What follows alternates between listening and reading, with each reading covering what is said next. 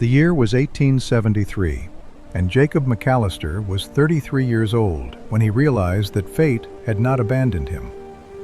It had simply been waiting for the right moment to intervene. He stood on the porch of his cabin that October morning, watching his breath turn to mist in the cold mountain air. The Sangre de Cristo Mountains rose around him like ancient sentinels, their peaks dusted with early snow that sparkled in the dawn light. 8 years he had lived here, hidden away from the world, from the men who wanted him dead, from the memories that haunted his sleep. 8 years of running. 8 years of looking over his shoulder. 8 years of wondering if today would be the day Dutch Morrison finally found him. But on that particular morning, as the sun crept over the eastern ridge and painted the valley in shades of gold and crimson, Jacob had no idea that everything was about to change. He had no idea that within hours he would meet a woman who would save his son's life, a woman who would challenge everything he thought he knew about enemies and allies, about hatred and honor, about what it meant to belong somewhere. He had no idea that the tracks he was about to find in the snow would lead him not to death, but to something he had given up hoping for years ago. A second chance.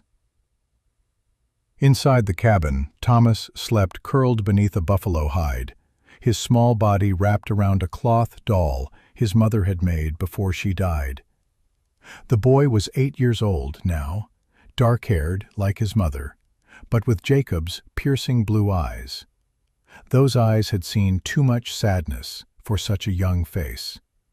They had watched Mary Running Deer waste away from consumption 2 winters past, had watched the light fade from her gentle Cherokee features as she whispered her final words to her son.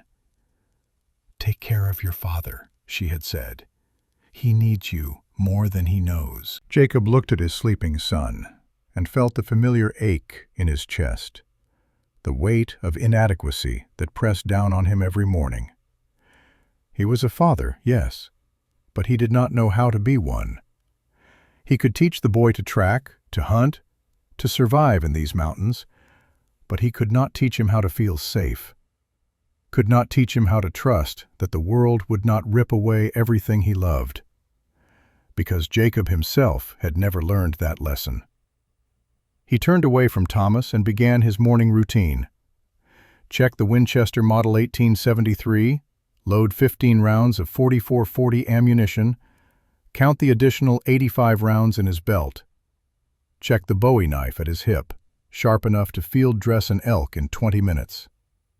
Check the traps near the cabin, reset the ones that had sprung empty during the night.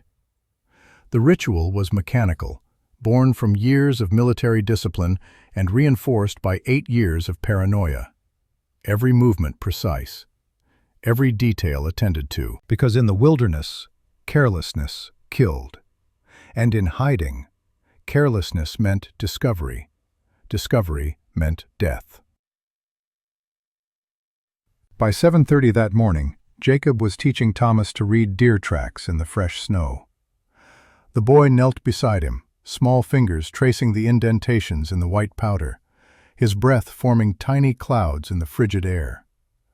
"Look at the depth," Jacob said, his voice low and gravelly from years of speaking only to his son. "Front hooves deeper than the back. What does that tell you?"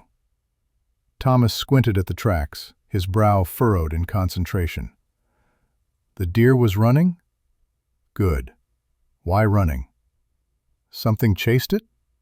Jacob nodded, and for a moment something like pride flickered across his weathered face.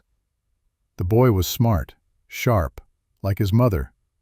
Thomas saw things, understood connections that most children missed. It was a gift that might keep him alive someday, if Jacob could keep him alive long enough to use it. "Your turn," Jacob said, standing and brushing snow from his buckskin pants. "Go fetch water from the creek, 200 yards east. You know the way." Thomas looked up at him, those blue eyes wide with something Jacob recognized as fear. "Pa, will you come with me?" The question hit Jacob like a physical blow. His son was afraid. Afraid to walk 200 yards alone. Afraid because he had learned, through bitter experience, that safety was an illusion. That people you loved could disappear. That the world was full of dangers, both seen and unseen. Jacob wanted to say yes.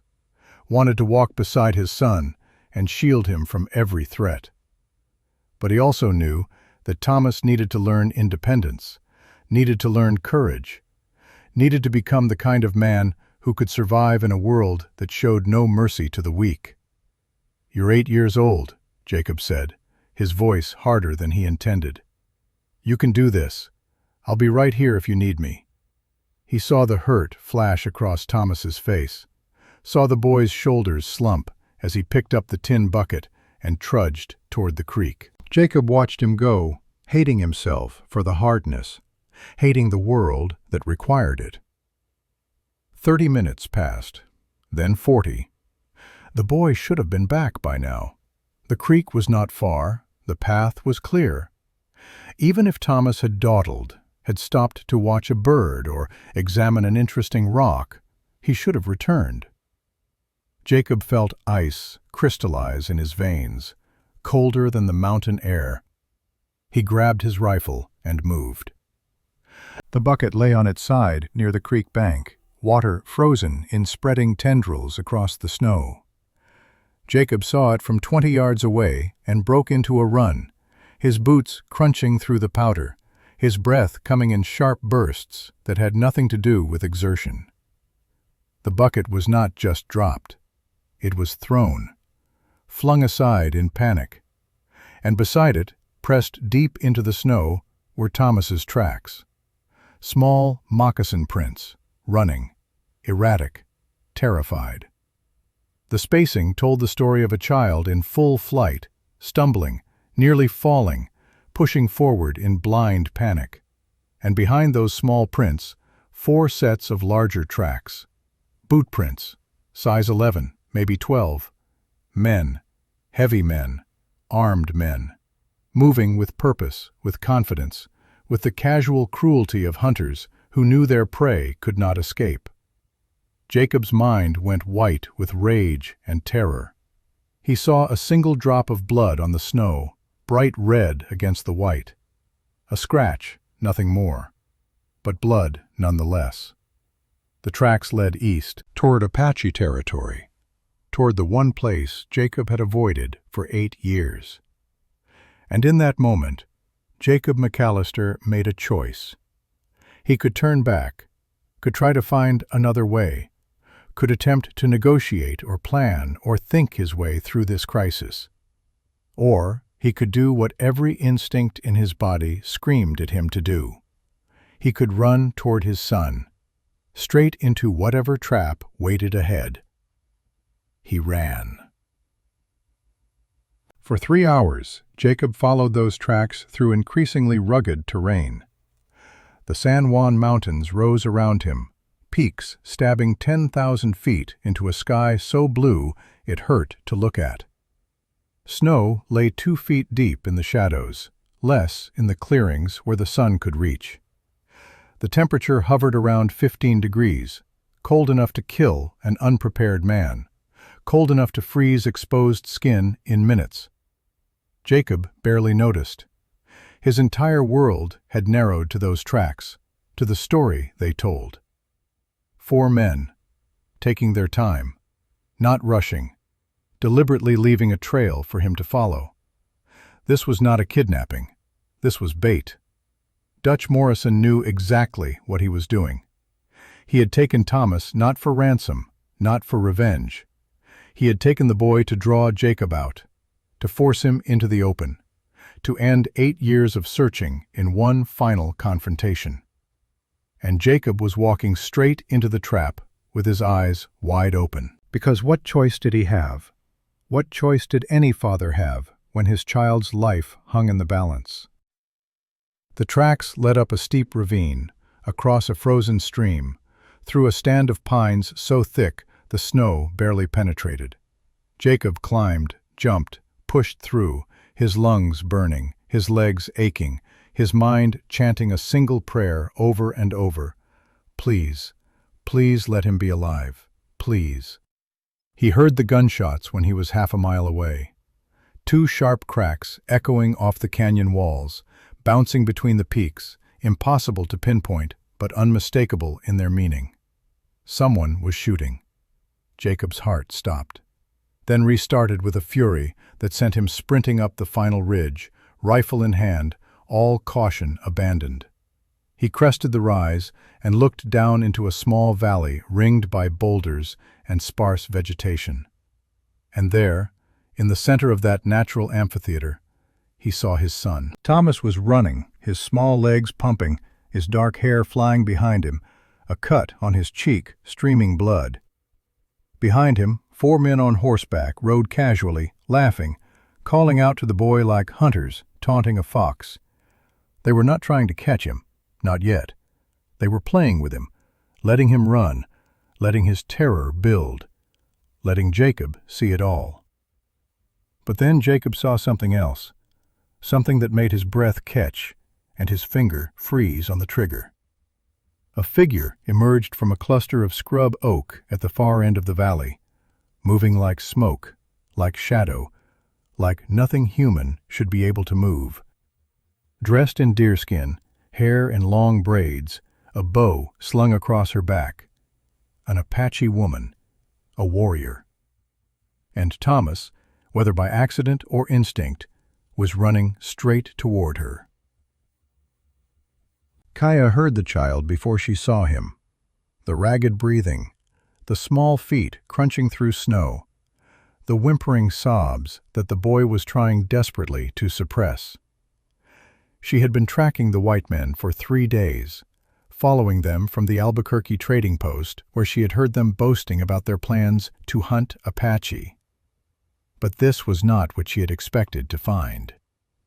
The child crashed into her before either of them could react, his small body slamming into her legs with enough force to nearly knock her down.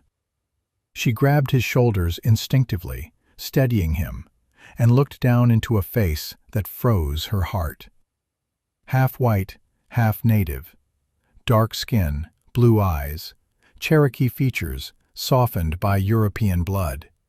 A boy caught between two worlds, belonging fully to neither.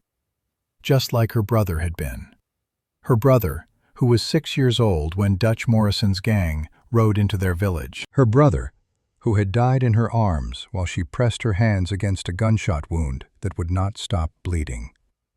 Her brother, who had looked up at her with dying eyes and whispered, "Don't let them hurt the others."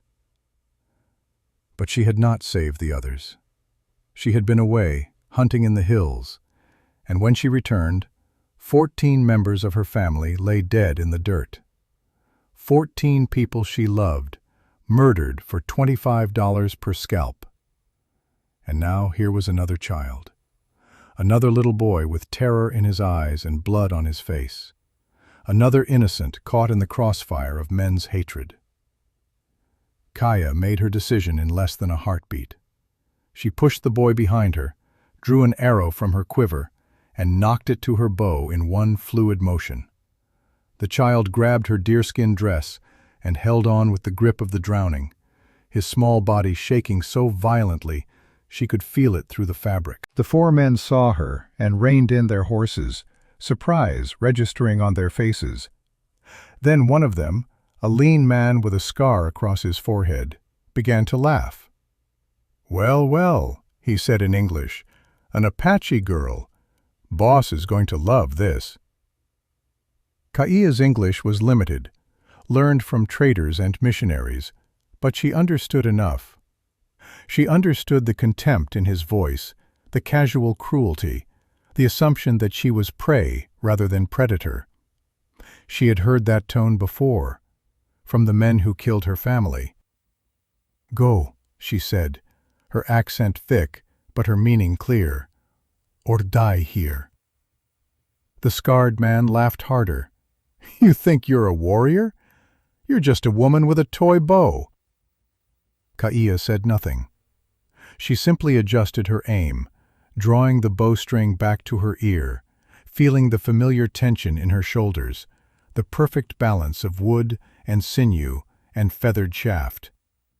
And then she heard the shot.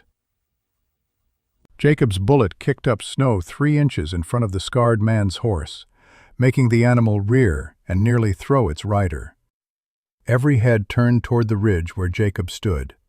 Winchester aimed at the center of the group, finger on the trigger, face carved from stone. "Next one goes through your skull," Jacob said, his voice carrying across the valley with absolute clarity. "Step back from my son." The scarred man, Vic Holland, recovered his seat and stared up at the ridge. Recognition dawned in his eyes, followed by something like satisfaction. "Iron Hand," Vic called out. "Dutch said you'd come. Said you couldn't help yourself." "I said step back." "Can't do that. See, your boy there is our insurance. Dutch wants you real bad, McAllister. Bad enough to take his time. Bad enough to make sure you suffer first." Jacob descended the ridge, rifle never wavering, boots finding purchase on loose rock and frozen earth. He moved with the controlled precision of a man who had done this before, who had walked into danger knowing the odds, but refusing to back down. He had been a sharpshooter in the war, had killed men from distances that made other soldiers question whether he was even human, had learned to control his breathing, his heartbeat, the tiny tremors in his muscles, until he became an extension of the rifle itself. Those skills had not faded. "Last chance," Jacob said as he reached level ground. "Let the boy go. You want me? I'm here. No need to involve a child." Vic shook his head. "That's where you're wrong. We need him to stay right where he is, because that Apache girl there, she's bonus. Dutch has been hunting her for 3 years. Seems she's been hunting him just as long. Funny how things work out." Jacob glanced at the woman for the first time, really looked at her. She was young, mid-20s perhaps, but her eyes held the weight of someone far older. There was a scar on her left cheek, a cut that had healed badly, leaving a pale line against her bronze skin. Her grip on the bow was steady, professional, and Thomas was clinging to her like she was the only solid thing in a world gone mad. "Thomas!"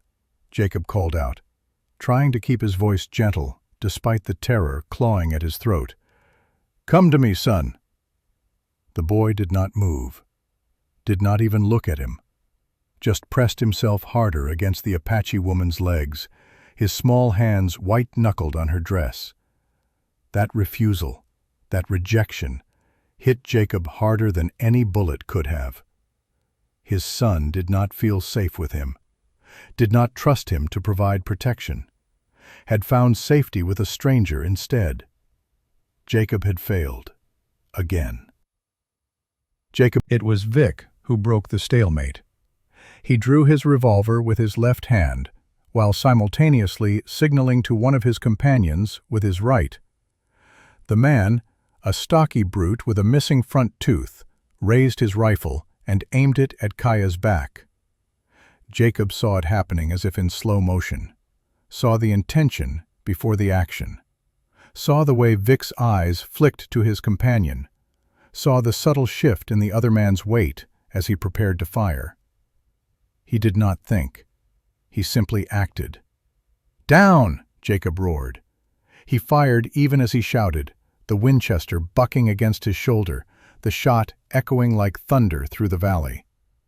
The bullet caught the stocky man in the shoulder, spinning him sideways, his own shot going wide and high. Kaya reacted with the reflexes of someone who had lived every day expecting death.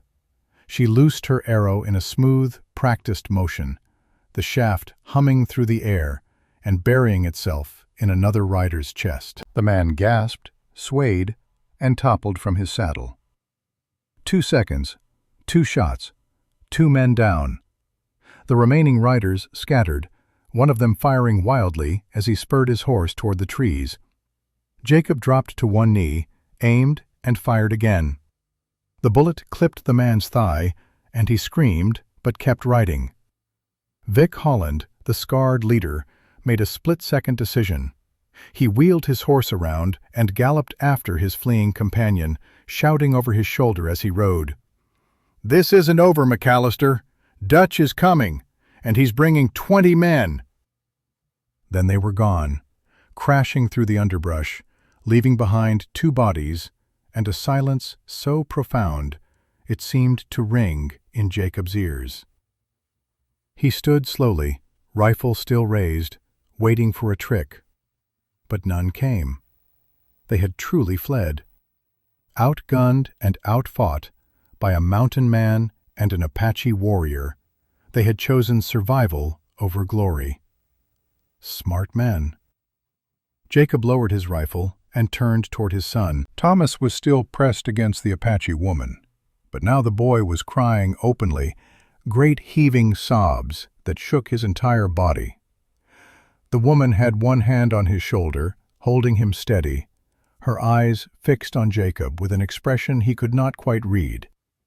Suspicion, certainly. Wariness. But also something else. Something that might have been respect. Jacob approached slowly, hands visible, rifle pointed at the ground. He stopped 10 feet away, not wanting to spook either the child or the woman. "Thank you," he said, speaking carefully, unsure how much English she understood. "For protecting my son." The woman studied him for a long moment. When she spoke, her accent was thick, her words chosen with care, but the meaning was clear. "Child ran to me. I do not abandon children. I'm Jacob. The boy is Thomas. I know who you are. Iron Hand. $500 bounty." Jacob tensed. "You planning to collect?" "I kill who deserve dying, not for money." It was not exactly a reassurance, but it was better than the alternative. Jacob glanced at his son, at the way Thomas still clung to this stranger, and felt something twist in his chest. "Son," he said softly, "come here, please." Thomas finally looked at him. Those blue eyes, so like Jacob's own, were red and swollen with tears. The cut on his cheek had stopped bleeding, but left a dark streak down the boy's face. "Please," Jacob repeated, and hated the pleading note in his voice. But Thomas shook his head, buried his face in the Apache woman's dress, chose her safety over his father's. The woman looked at Jacob, and for a moment he saw pity in her eyes. Then she knelt down, bringing herself to Thomas's level, and spoke to him in a low voice. "Your father here now. He fight for you. He is good man."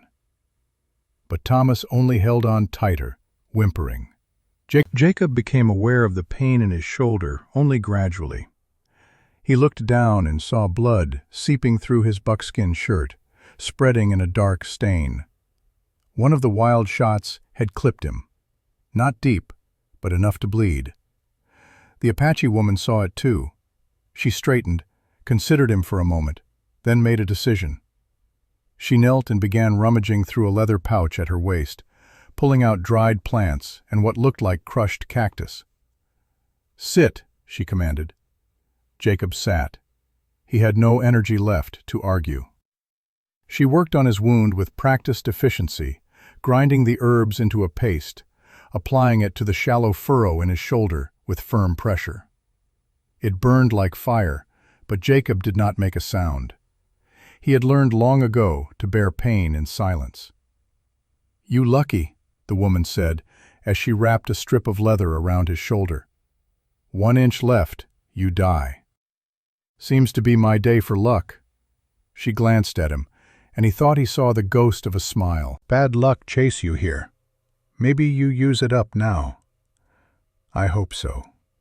She finished binding the wound, her movements rough but effective. "Done. You live." "Thank you. What's your name? Kaya. Runs with wolves. Kaya, Jacob repeated, trying to get the pronunciation right. Thank you, Kaya. She nodded once, then stood and looked toward the east, where the two riders had disappeared. Her expression hardened into something cold and deadly. They say Dutch coming, she said. Dutch Morrison. Jacob's blood turned to ice. You know him? He killed my family 3 years ago. 14 people. My mother, my father, my brother, 6 years old. The raw pain in her voice was unmistakable. Jacob recognized it because he carried the same pain, different source, same wound. Dutch killed my friend, Jacob said quietly. My partner, in the war.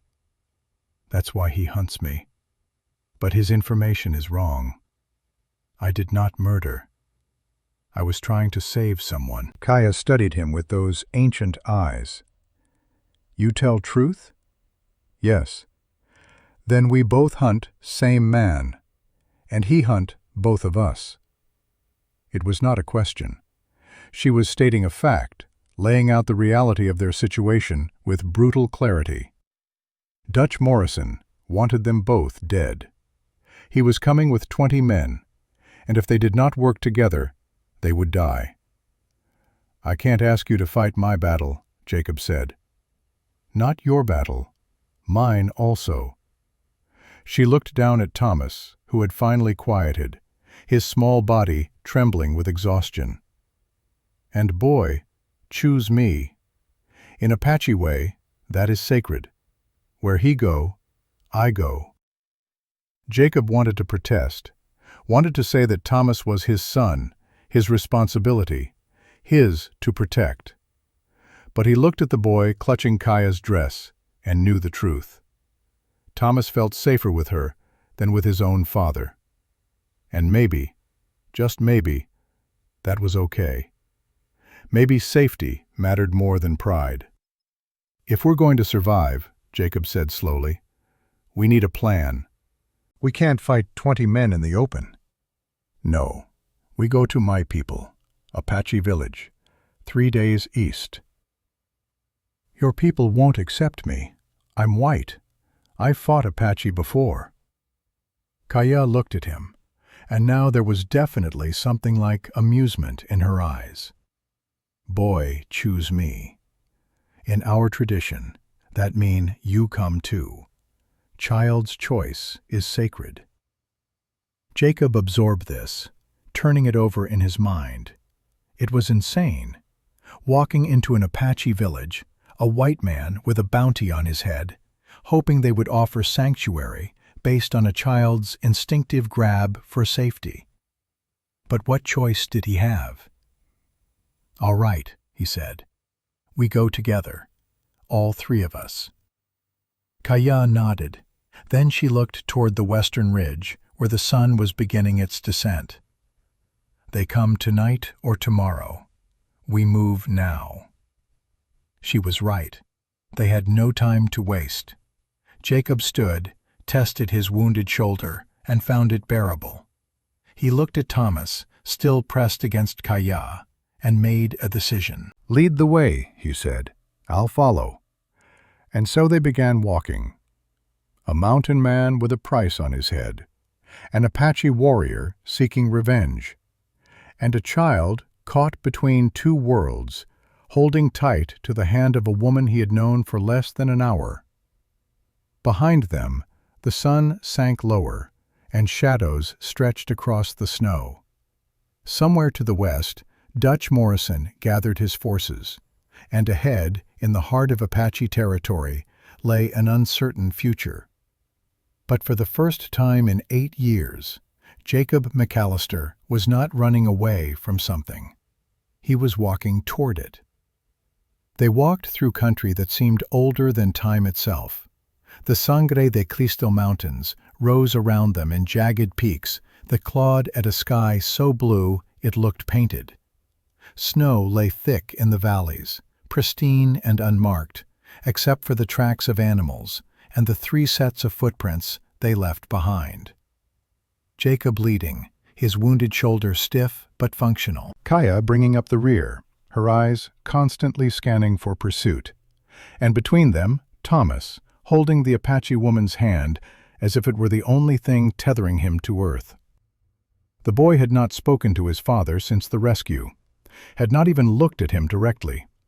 And Jacob, for all his tracking skills and survival knowledge, had no idea how to bridge that distance, how to reach across the chasm of fear that separated father from son.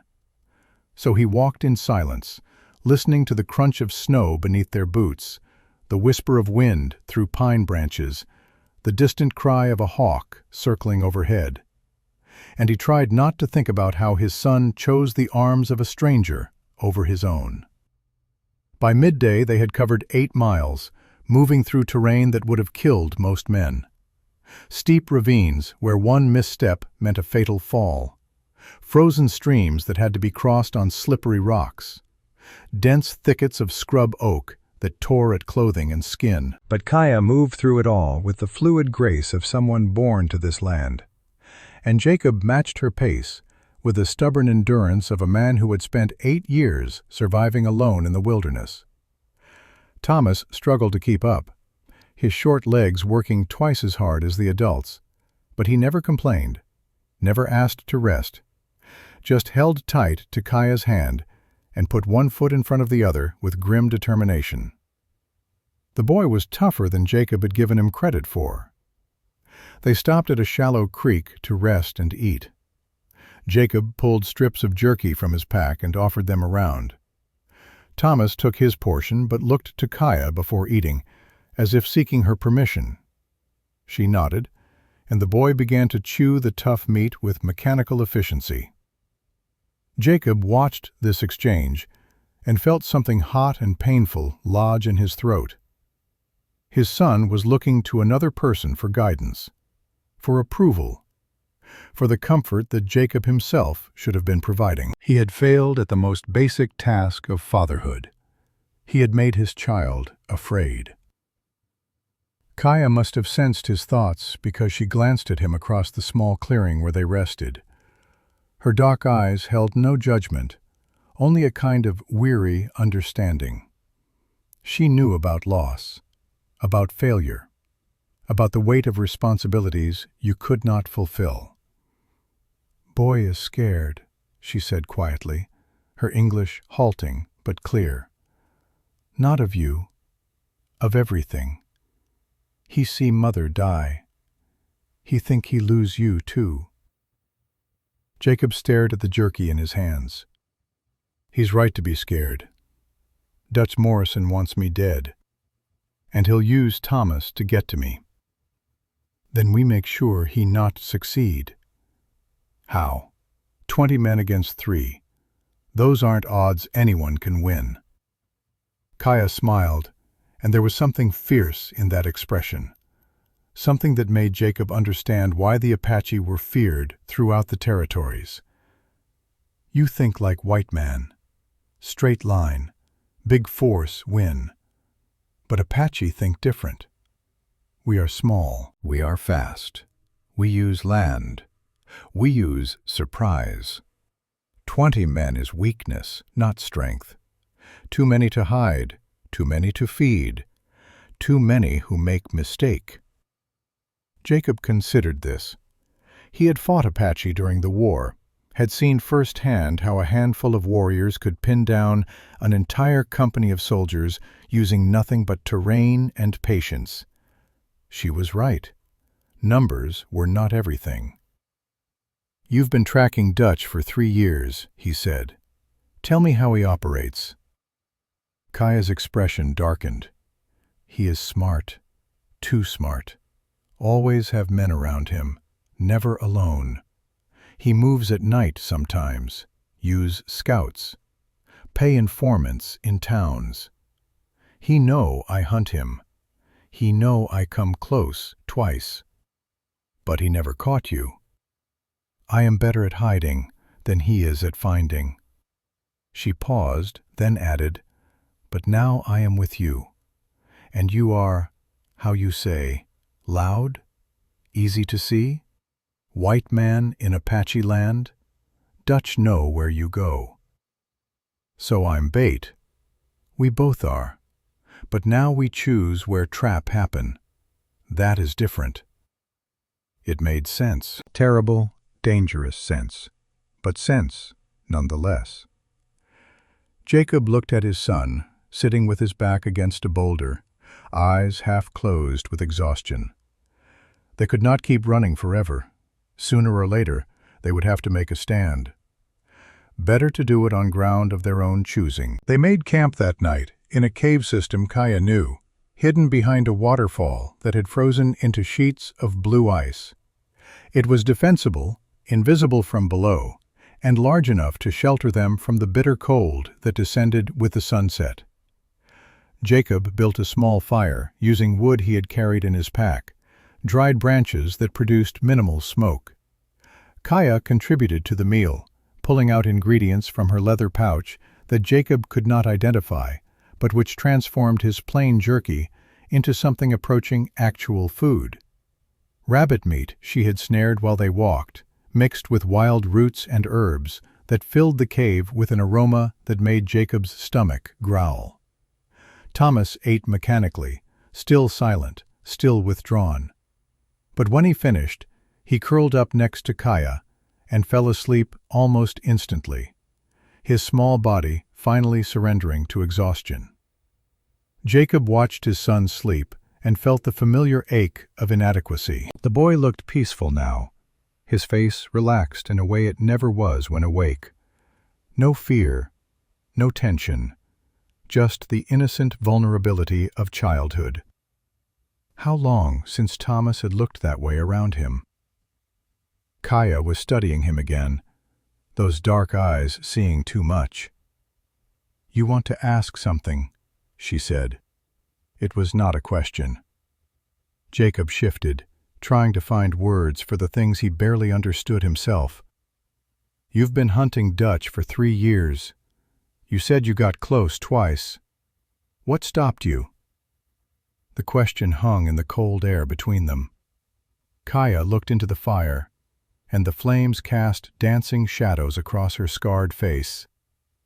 "First time," she said slowly, "was 2 years ago.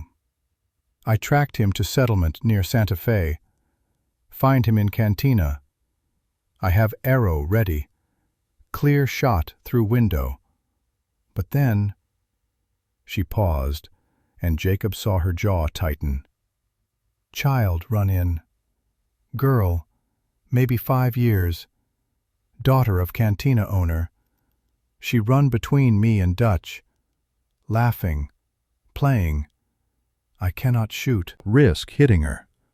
By time she move, Dutch is gone." "And the second time?" "6 months ago. Albuquerque. I follow him 3 days. Learn his pattern. He go to room above saloon every night. Same time. Alone. I climb building. Ready to kill. Arrow at his throat while he sleep." She stopped, and when she continued, her voice was barely audible. "But I look at him sleeping, and I think of my brother. How he look when he die. Young, peaceful. And I think, this is what Dutch want. For me to become like him. Killer who feel nothing." She looked up at Jacob, and he saw tears glistening in her eyes. "So I leave. And I hate myself for it. 3 years I hunt him. 3 years I promise my family I bring justice. And when moment come, I am too weak." Jacob shook his head. "That's not weakness. That's humanity. There's a difference between justice and murder. You know that, even if it's hard to remember sometimes." "You speak like you know." "I do." Jacob stared at his hands, at the calluses and scars that mapped a lifetime of violence. "I killed a man once, an officer in the war, Captain Harris. He was corrupt, stealing medical supplies and selling them while soldiers died for lack of treatment. My friend, Daniel Morrison, he tried to stop Harris, refused to follow his orders, so Harris shot him, right in front of me. The memory was as fresh as if it had happened yesterday.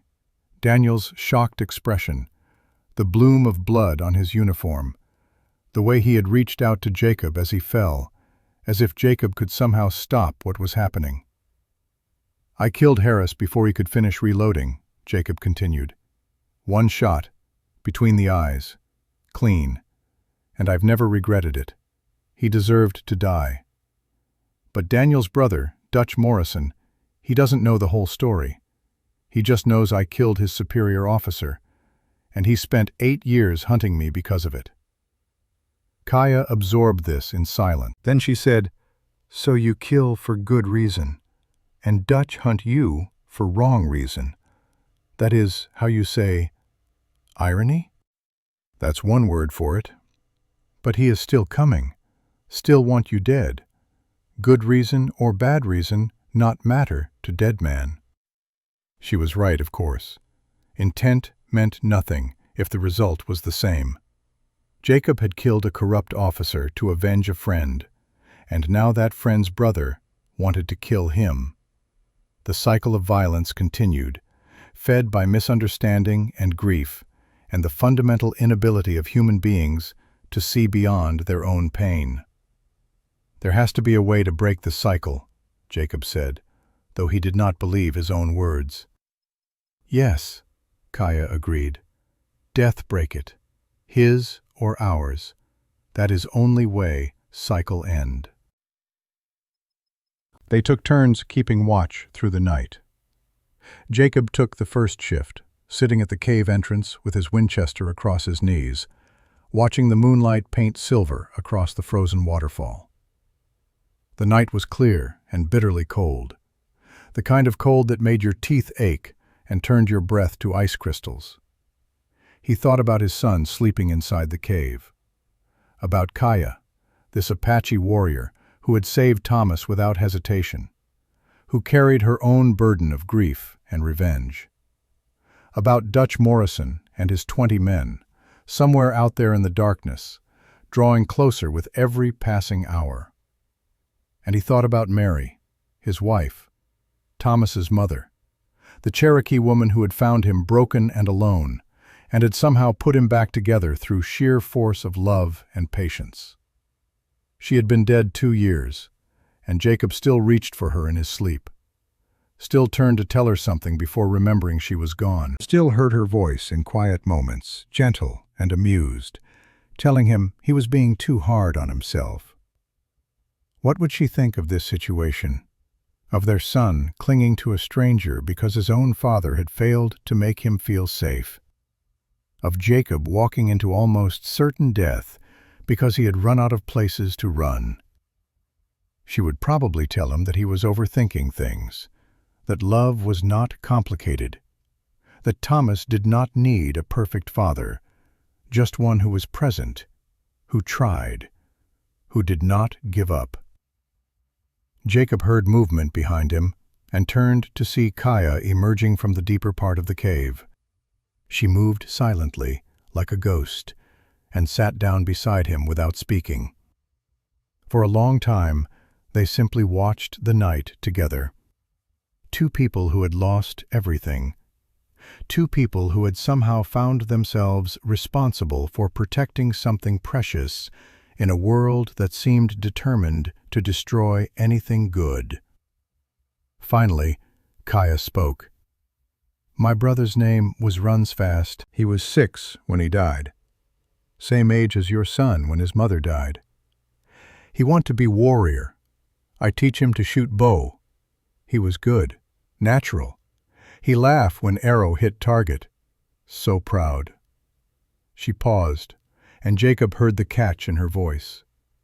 "When Dutch's men come, Runs Fast try to protect younger children. He was 6 years old, and he stand in front of them with stick, pretending it was spear, like warrior. They shoot him 3 times before he fall. And when I come back from hunting, I find him still holding that stick, still trying to be brave." Jacob felt something crack inside his chest. He thought of Thomas, small and scared, running from men on horseback. Thought of this woman's brother, 6 years old, dying with a stick in his hands because he was too young to know that bravery without strength was just another word for martyrdom. "I'm sorry," he said, and the words were pathetically inadequate. "I tell you this because I see you look at your son. I see you think you fail him, but he is alive. That is not failure. And he still loves you. He just scared. When I was small, after my father died in battle, I was scared of my uncle for a whole year. He looked like my father, sound like my father. Every time I see him, I remember death.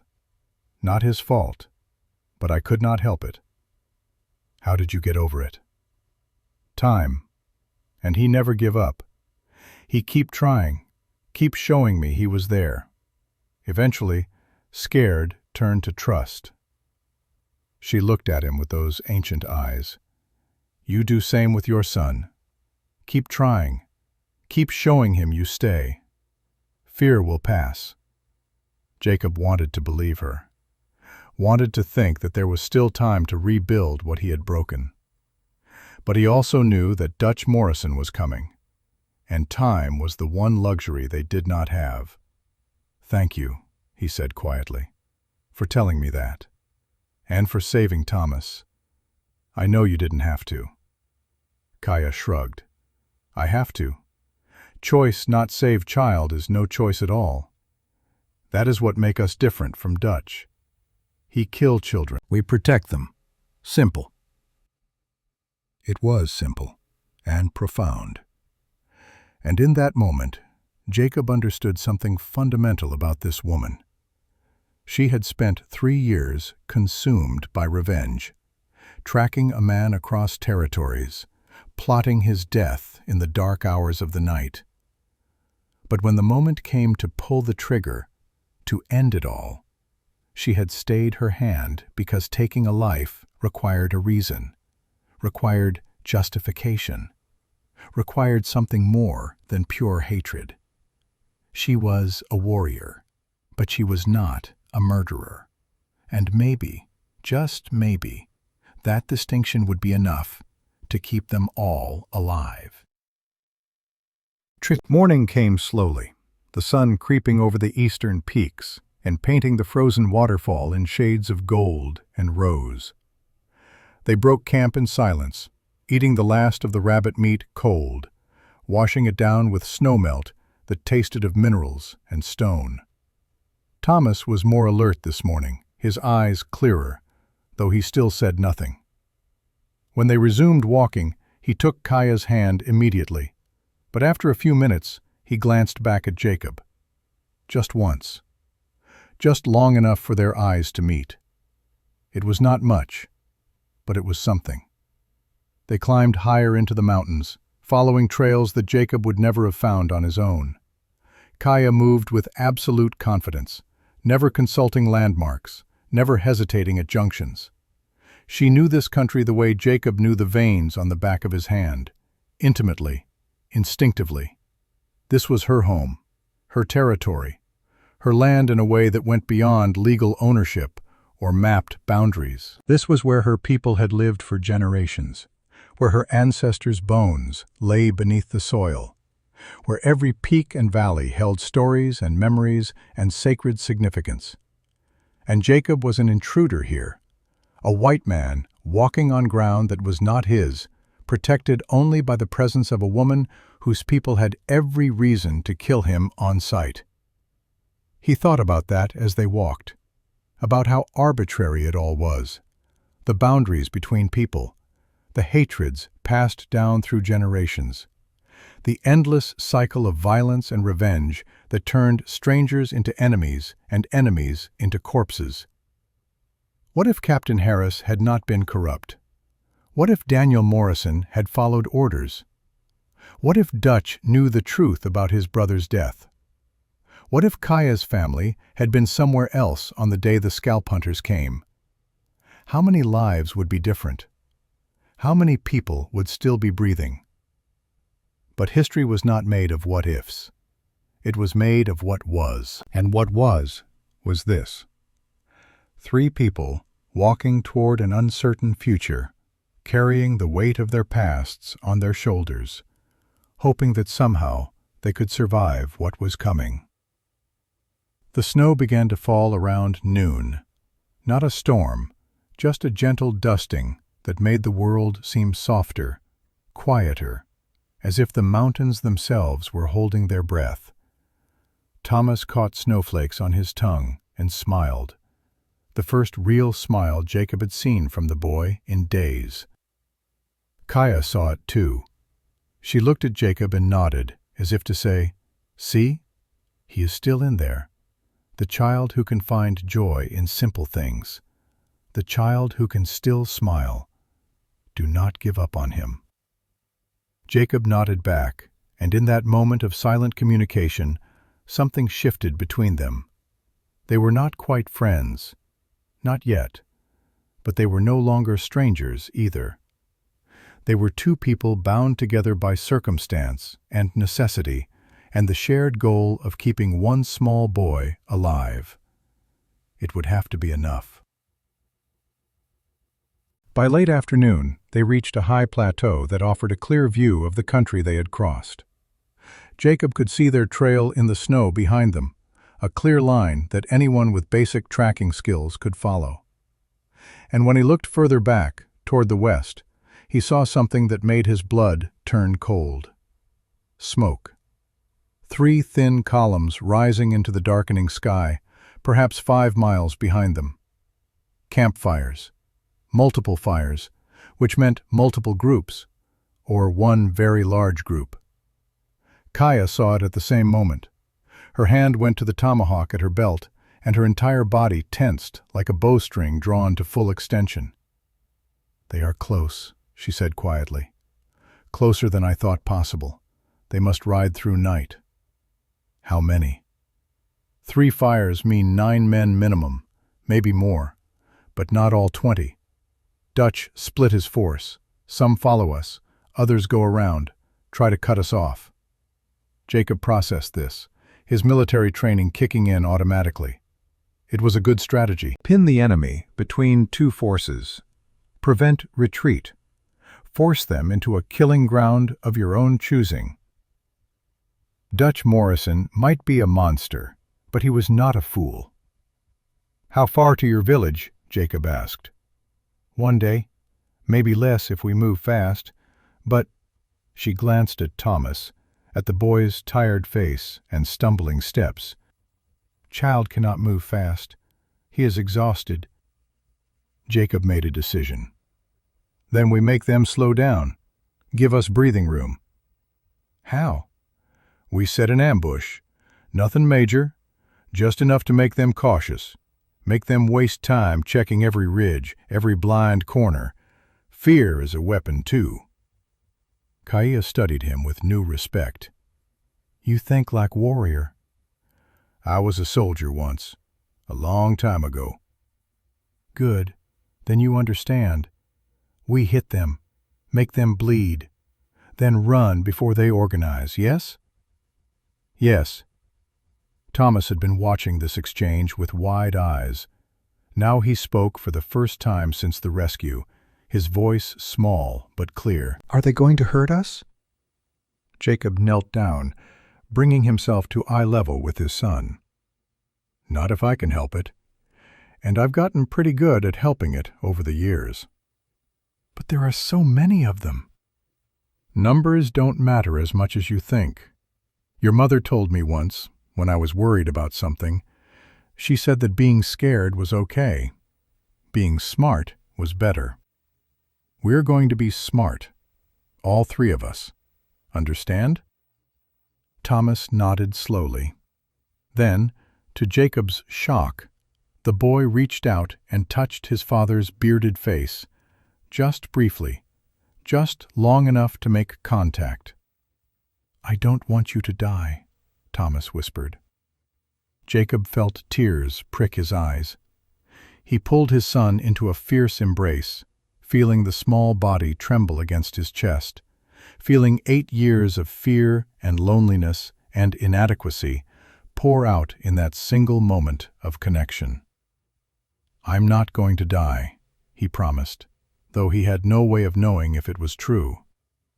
"I'm going to keep you safe, both of you. I swear it." When he released Thomas, the boy went back to Kaya's side. But something had changed. Some invisible wall had cracked, if not broken. It was a start. Kaya was looking at him with an expression he could not quite read. Approval, perhaps. Or understanding.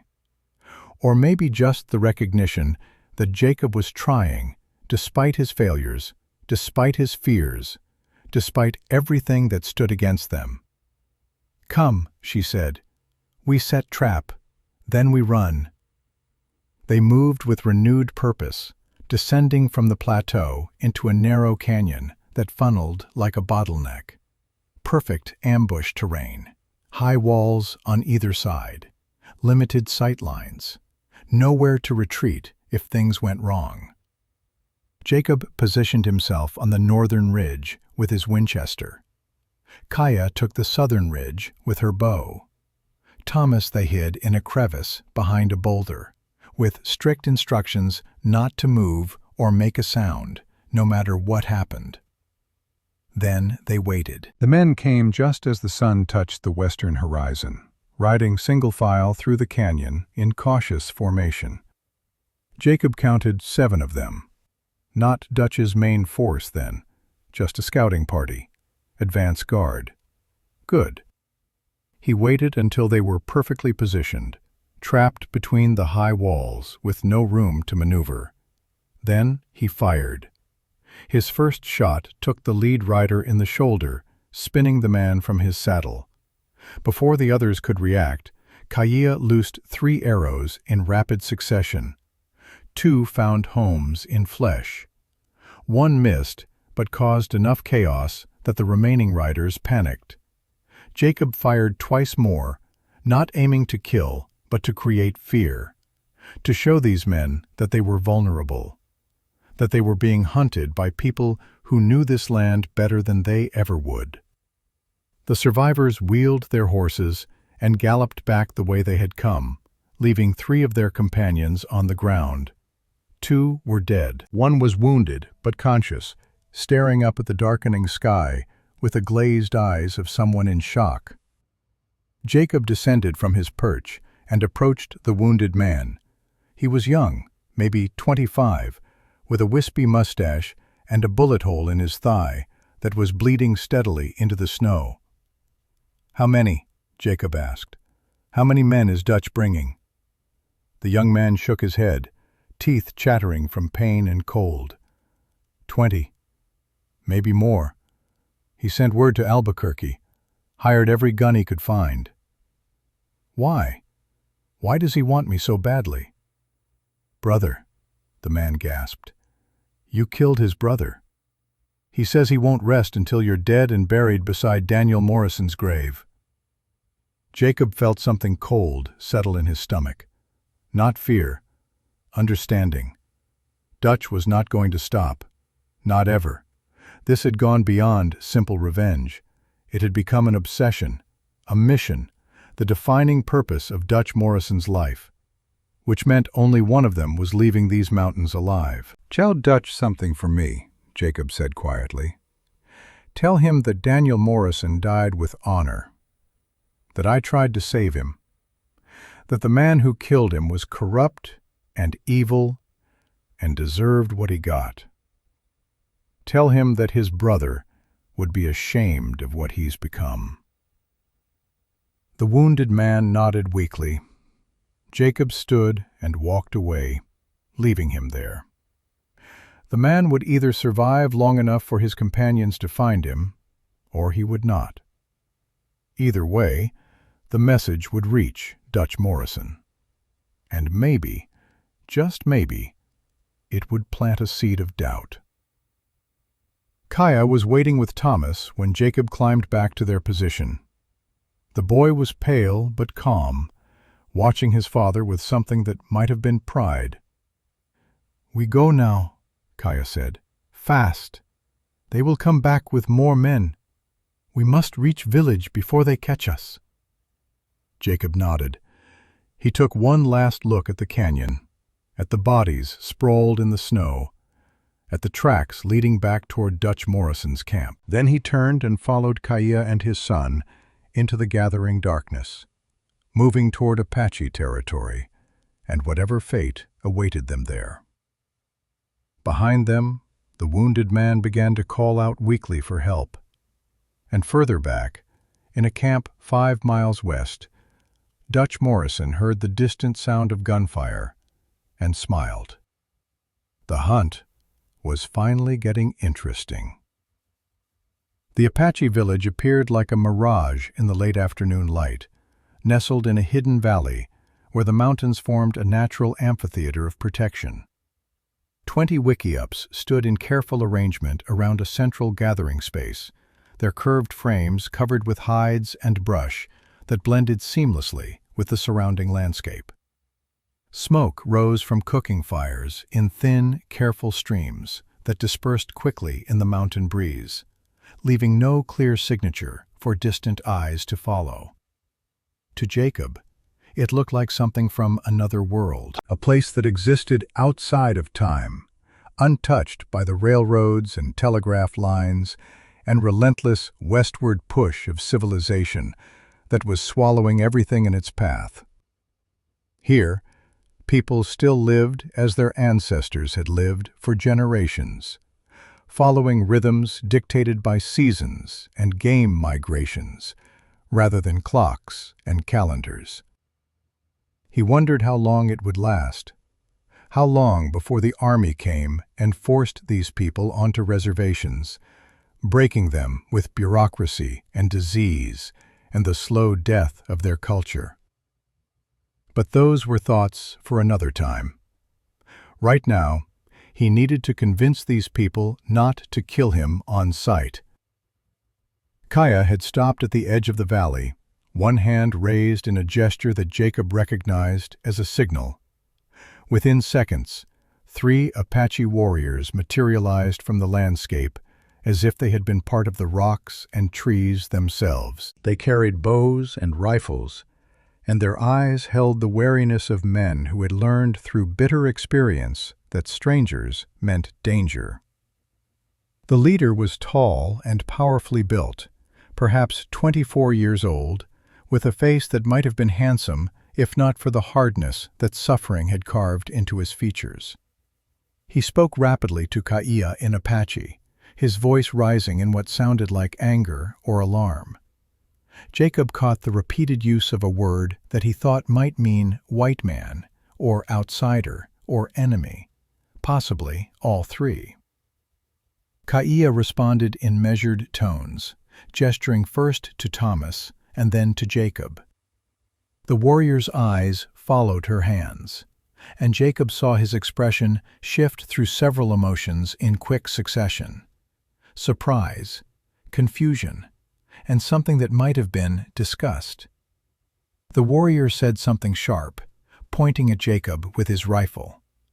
Kaya stepped between them, her voice firm but respectful. The standoff lasted perhaps 30 seconds, though it felt like hours to Jacob, who stood motionless with his hands visible and empty, knowing that one wrong move would end with an arrow through his throat. Finally, the warrior lowered his weapon slightly and gestured toward the village. Kaya turned to Jacob and said quietly, "We can enter.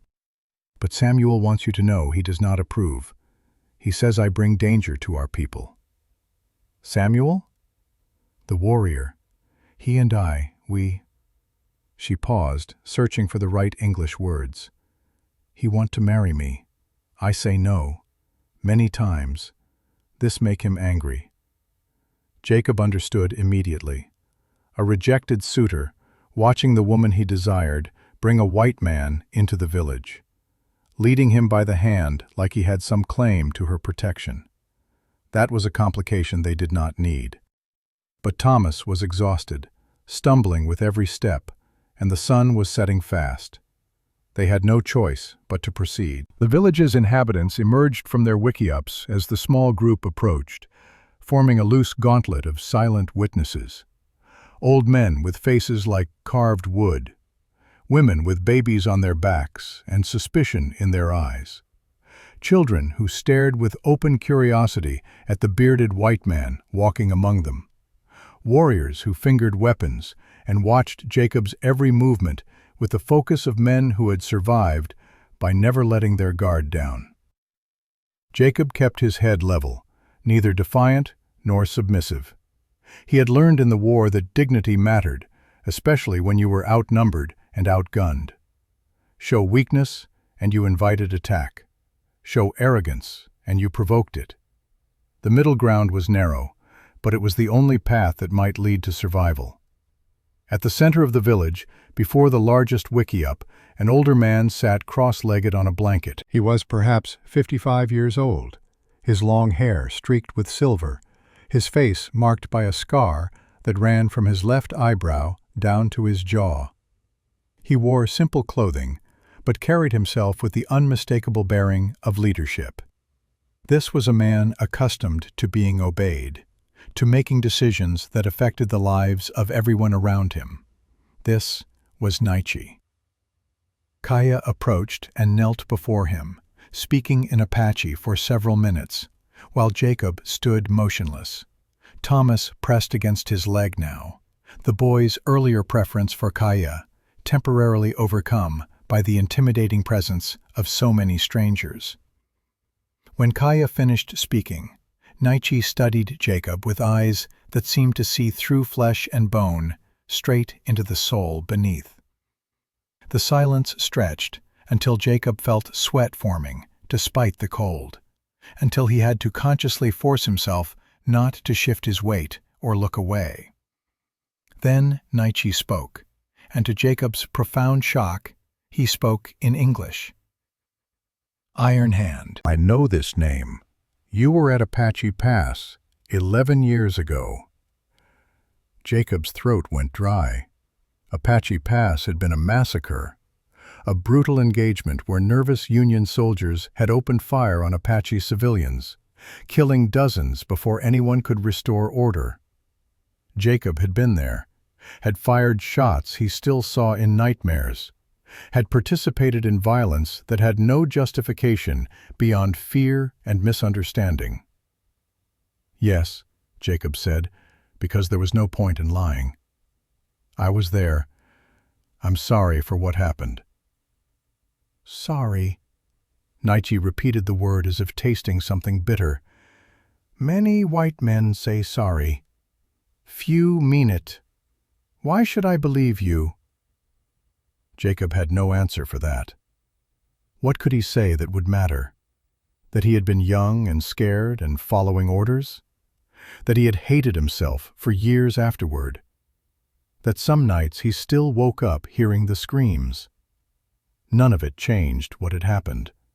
None of it brought back the dead. But then Nietzsche said something that stopped Jacob's heart. "You let a boy go, at Apache Pass. You were ordered to kill him. You let him run instead." Jacob's mind raced backward through the years, sorting through memories he had tried to bury. And yes, there had been a boy, maybe 8 years old, captured in the chaos, brought before Jacob's commanding officer, who had ordered him to execute the prisoner. Jacob had looked into those terrified eyes and seen not an enemy, but a child. And he had done the only thing his conscience would allow. He had shoved the boy toward the trees and fired his rifle into the air, claiming the prisoner had escaped. "I remember," Jacob said quietly. He had braids, a scar on his right hand where he had burned himself. Nietzsche nodded slowly. "That boy was my nephew, Black Eagle. He is 20 years old now, a warrior, alive because you chose mercy when you did not have to." The revelation hung in the air like smoke. Around them, the gathered Apache murmured among themselves, processing this information. Samuel, the warrior who had challenged them at the valley's edge, looked stunned. "I did not know he was your family," Jacob said. "I just knew I could not kill a child." "Many white soldiers could. Many did. But you did not." Nietzsche stood, and despite his age, he moved with the fluid grace of a much younger man. "You have debt to me, blood debt, life debt, and today you bring my niece home safe. You protect child who ran to her. Apache law is clear. You have earned right to speak. So speak. Why do you come here?" Jacob took a breath and told the truth. He told them about Dutch Morrison and the 20-year hunt, about Daniel Morrison's death at the hands of a corrupt officer, about the bounty on his head and the men tracking him through the mountains. He told them about Thomas, about Mary's death, about 8 years of running and hiding and failing to be the father his son deserved. And when he finished, he said the only thing that mattered. "I'm not asking you to fight my war. I'm asking you to protect my son. Whatever happens to me, Thomas is half Cherokee. He belongs to the native world as much as the white one.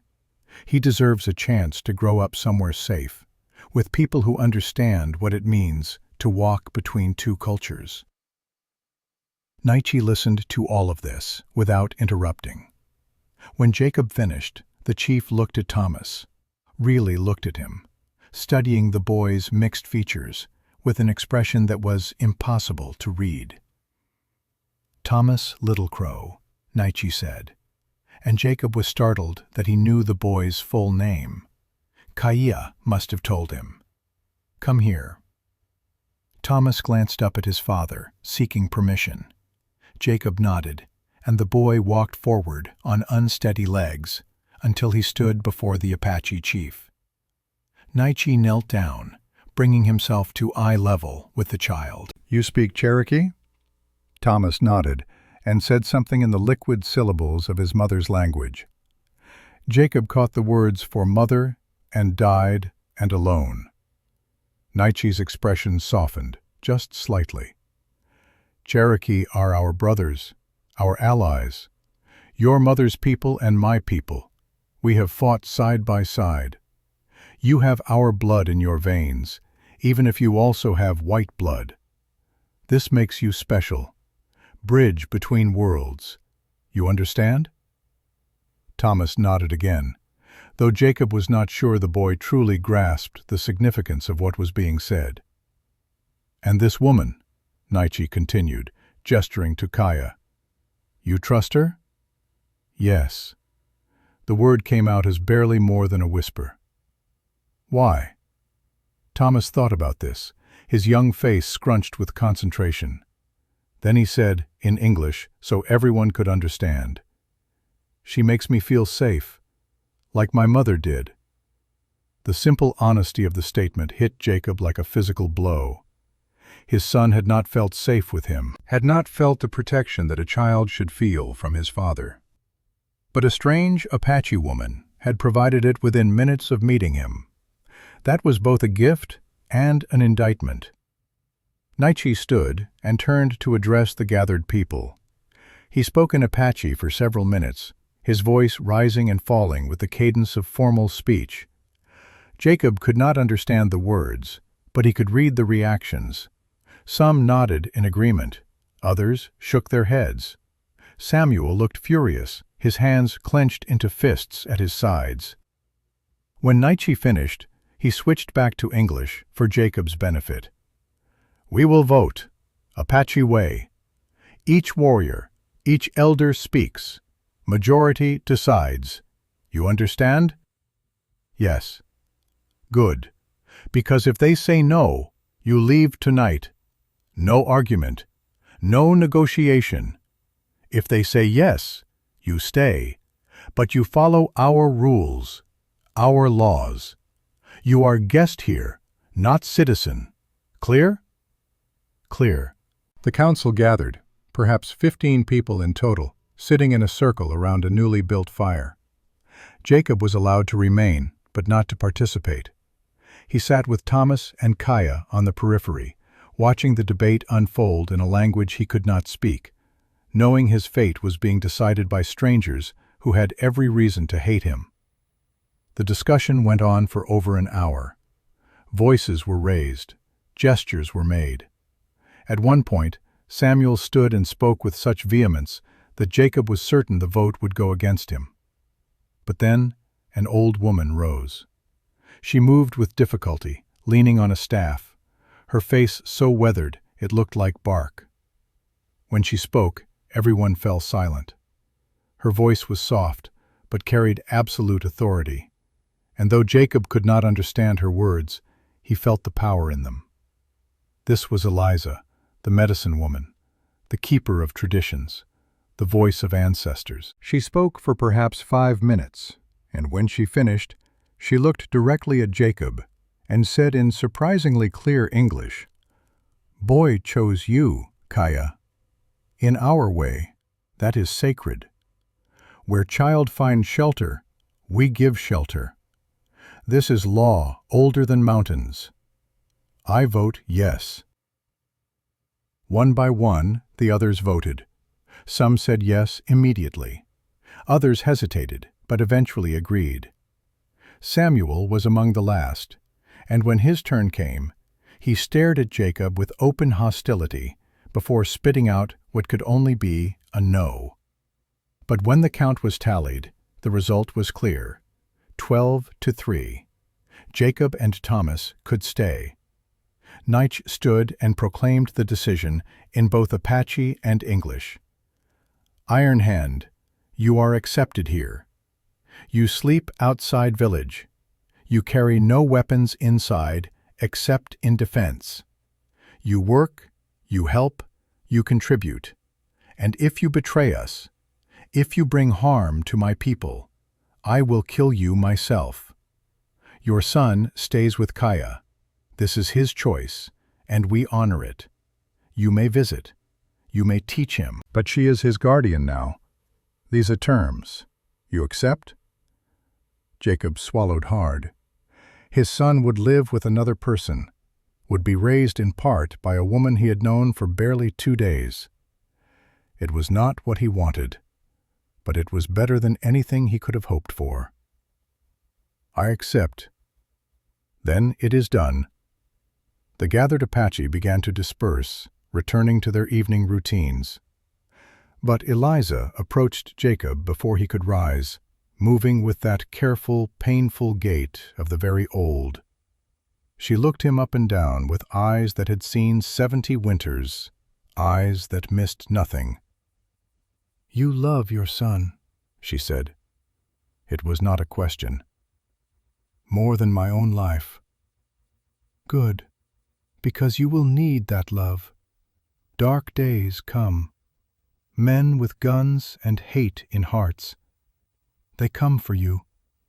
And when they do, you must be ready to stand or ready to die. No middle ground." "I know." "Do you?"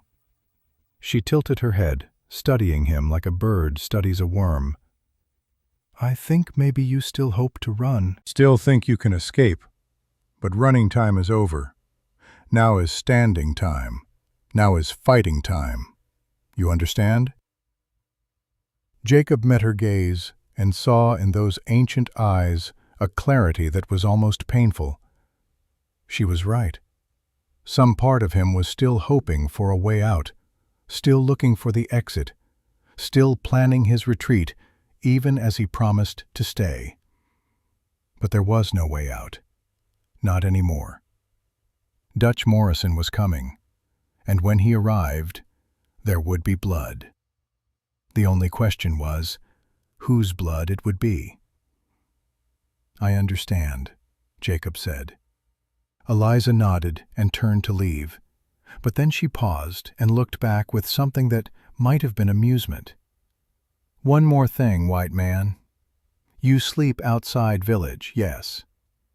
But you know what else sleeps outside village? Coyotes. They howl all night. Very annoying. Maybe you learn to howl back. Make friends with them. because they only animals stupid enough to befriend white man. She cackled at her own joke and shuffled away, leaving Jacob staring after her in bemusement. Kaya appeared at his elbow, and he thought he detected the ghost of a smile on her scarred face. "She likes you. That's what it looks like when she likes someone? She did not stab you. For Eliza, that is very friendly." Despite everything, Jacob found himself smiling. It felt strange, using muscles that had not engaged in genuine amusement for so long. But it also felt good. Like maybe, just maybe, things were not completely hopeless. Thomas had fallen asleep against Kaya's side, exhausted by the day's journey and the stress of the council. Jacob looked at his son's peaceful face and felt something tight in his chest begin to loosen. "Thank you," he said to Kaya, "for everything. I know you didn't have to help us. I told you, I do not abandon children. It's more than that, though. You've given us a chance, given Thomas a place to be safe. I won't forget that." Kaya looked at him for a long moment, and in her dark eyes, Jacob saw the reflection of his own pain. Two people who had lost everything. Two people who were trying, against all odds, to protect something precious in a world that seemed designed to destroy everything good. "We protect him together," she said finally. "You and me. He needs both of us, father and guardian." "And when Dutch comes?" "When Dutch comes, we fight together too. You are good with rifle. I am good with bow. Together, maybe we are good enough." It was not a promise, just a statement of intent.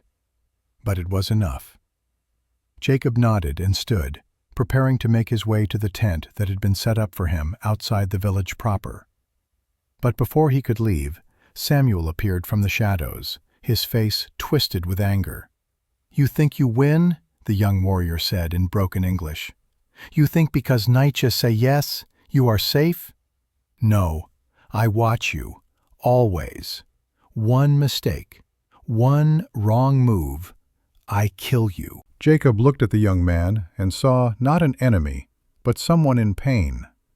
Someone who wanted something he could not have and was lashing out at the nearest target. Jacob knew that feeling, had lived with it for years. "I'm not your enemy," Jacob said quietly. "I'm not trying to take anything from you. You take Kaya. She protect you. She risk her life for you. This should be me. I am warrior. I can protect her. But she choose you." "She didn't choose me. She chose to protect a child. There's a difference." "No difference. You are here. I am here. We cannot both have her." "I don't have her. Nobody has her. She's her own person, and she's made her choice. You need to respect that." Samuel's hand moved to the knife at his belt, and for a moment, Jacob thought the young warrior might actually attack him right there in the center of the village. But then, Nietzsche's voice cut through the tension like a blade. "Samuel, enough." The chief stood in the entrance to his wickiup, arms crossed, expression stern. Samuel froze, caught between rage and obedience.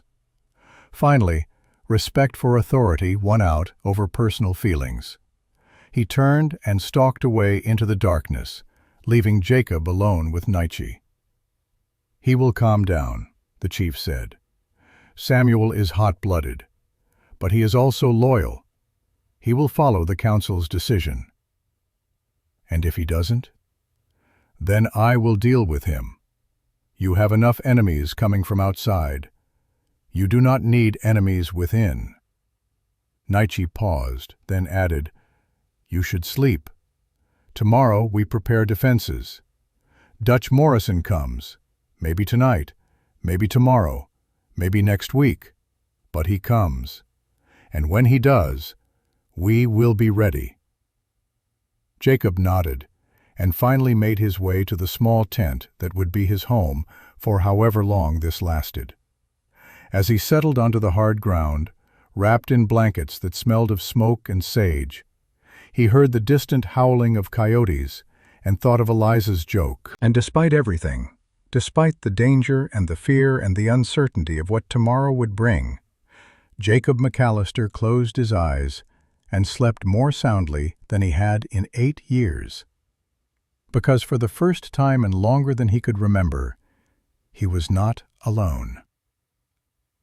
The attack came at 2 in the morning, when the moon hung low and pregnant in the western sky, casting shadows that moved like living things across the Apache village. Jacob had been awake for hours, positioned on a rocky outcrop 100 yards west of the settlement, his Winchester resting across his knees. He had learned in the war that the hours between midnight and dawn were when men were most vulnerable, when the body's rhythms dipped toward their lowest ebb and vigilance became a battle against one's own physiology. He saw the torches first, small points of flame moving through the darkness like malevolent fireflies, spreading out in a pattern that spoke of tactical thinking and coordinated assault. Dutch Morrison was not charging blindly into the village. He was surrounding it, cutting off escape routes, preparing to burn them out. Jacob raised his hand and gave the signal they had arranged. 2 short whistles like a nightbird's call. Within seconds, Nietzsche's response came from the village center. 1 long whistle. Message received. Warriors moving to positions. The women and children had been evacuated hours ago, taken to caves a mile east where they would be safe from gunfire and flames. Thomas had gone with them, and Jacob had watched his son disappear into the darkness with a mixture of relief and anguish. The boy would live through this night, whatever else happened. That was what mattered. Kaya was positioned on the southern ridge, invisible in the darkness, her bow strung and ready. Between them and the 15 Apache warriors hidden throughout the village, they had created a killing ground. Dutch Morrison thought he was hunting prey. He was about to discover he had walked into a trap. The first torch touched the eastern wickiup at exactly 2:15. Flames leaped up with hungry speed, consuming the dried hides and brush with a roar that split the night. More torches followed, thrown by shadows that moved just beyond the firelight's reach. Within minutes, half the village was burning, the flames casting everything in shades of orange and hellish red. And then the screaming started. Dutch's men had expected panicked Apache to flee the fires, to run directly into waiting guns. Instead, they heard war cries erupting from positions they thought were empty, saw arrows materializing from the darkness, felt bullets striking home before they even understood they were under attack. Jacob picked his targets with the cold precision of a man who had done this before. First shot took a torchbearer in the chest, dropping him before he could ignite another structure. Second shot caught a rifleman preparing to fire into the village, the bullet striking his shoulder and spinning him around. Third shot went high, compensating for distance and wind, and he heard rather than saw the impact as someone cried out in the darkness. Kaya's arrows were silent death, whistling through the air and finding flesh with terrible accuracy. She had spent 3 years hunting these men, learning their faces, memorizing their movements. Now she was collecting her blood debt with interest. The battle lasted perhaps 10 minutes, though it felt like hours. Time contracted and expanded in the chaos of combat, individual moments stretching into eternities, while entire sequences compressed into heartbeats. Jacob fired until his shoulder ached from the rifle's recoil, until his ears rang from the constant explosions, until the Winchester's barrel grew hot enough to sear flesh. And then, as suddenly as it began, the attack faltered. Dutch's men had come expecting an easy massacre. They had found instead a coordinated defense and casualties they had not anticipated. The survivors pulled back, regrouping in the darkness beyond the firelight, leaving their dead and wounded scattered across the killing ground. Jacob counted 8 bodies, 8 men who would never see another sunrise. It was not enough to stop Dutch Morrison, but it was enough to make him reconsider his tactics. The silence that followed the gunfire was somehow worse than the noise had been. Jacob could hear his own breathing, harsh and ragged, and the crackle of flames consuming what remained of the wickiups. The village that had stood for generations was dying, reduced to ash and memory by men who knew nothing about the people they were destroying. Nietzsche appeared beside him, moving with such stealth that Jacob nearly shot him before recognizing the chief's face. Blood ran from a cut on Nietzsche's forehead, but his eyes were clear and focused. 3 warriors wounded, Nietzsche said. None dead. We were lucky. That wasn't luck. That was preparation. Perhaps, but luck keeps you alive when preparation fails. The chief looked toward the burning village, and something like grief passed across his face. My father built some of those homes, my grandfather before him. Now they are ash because white men cannot stop killing. Jacob had no response to that. What could he say? That he was sorry? That he regretted bringing this destruction to their doorstep? The words would be meaningless, empty sounds that changed nothing. They'll come again, Jacob said instead. Dutch won't stop, not until one of us is dead. I know. But next time we will be ready in a different way. Next time we take the fight to them. Nietzsche looked at Jacob with an expression that was hard to read. Your shooting was good. Very good. You killed 4 men tonight, maybe 5. Does this bother you? No. Should it? Most men, after they kill, they become sick. They shake. They cry. You do none of these things. Why? Jacob stared at the burning village and remembered other fires, other deaths, other nights when he had killed and felt nothing but a terrible, cold certainty that this was what the world required of him. Because I left that part of myself behind a long time ago, he said. In the war, in all the years after. You can't survive what I've survived and still feel the way normal people feel. That is a sad thing to say. Maybe, but it's the truth. They stood together in silence, watching the flames die down, watching the stars wheel overhead in their eternal patterns. And Jacob thought about his son, safe in the caves, and wondered what kind of man Thomas would become. Would he learn to kill without feeling? Would he develop the same cold core that Jacob had cultivated out of necessity? Or would he somehow retain his humanity, his capacity for normal emotion, his ability to grieve properly for the dead? Jacob hoped for the latter, but he feared the former was more likely. Dawn revealed the full extent of the destruction. Of the 20 wickiups that had stood the previous evening, only 7 remained intact. The rest were burned to their frames or reduced to piles of smoking ash. The bodies of Dutch's men had been dragged to the edge of the village and left for the carrion birds.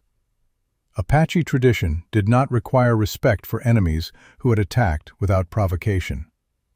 The wounded were being tended by Eliza and the other women who had returned with first light.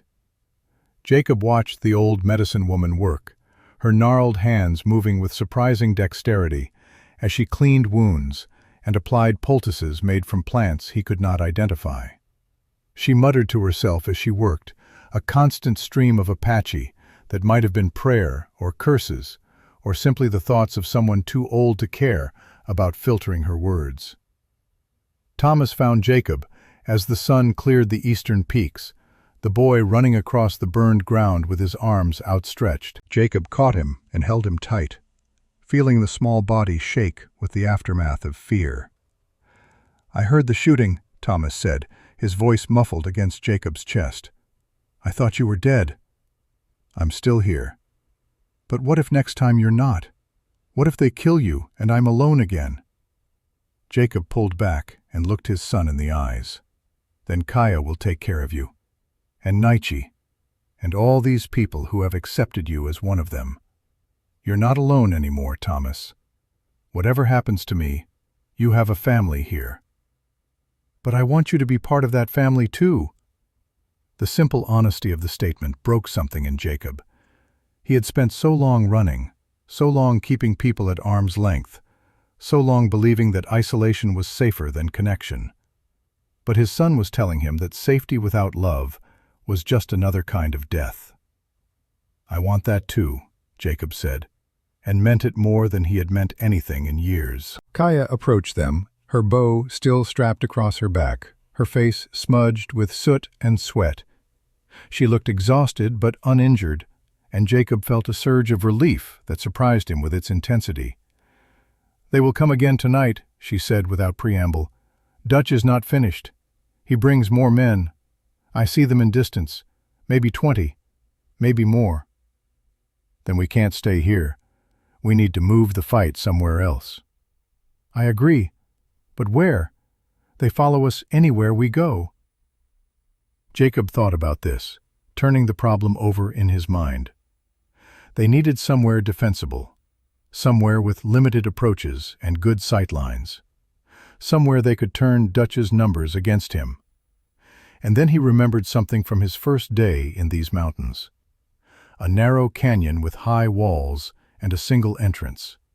A natural bottleneck that would force attackers to come at them in single file.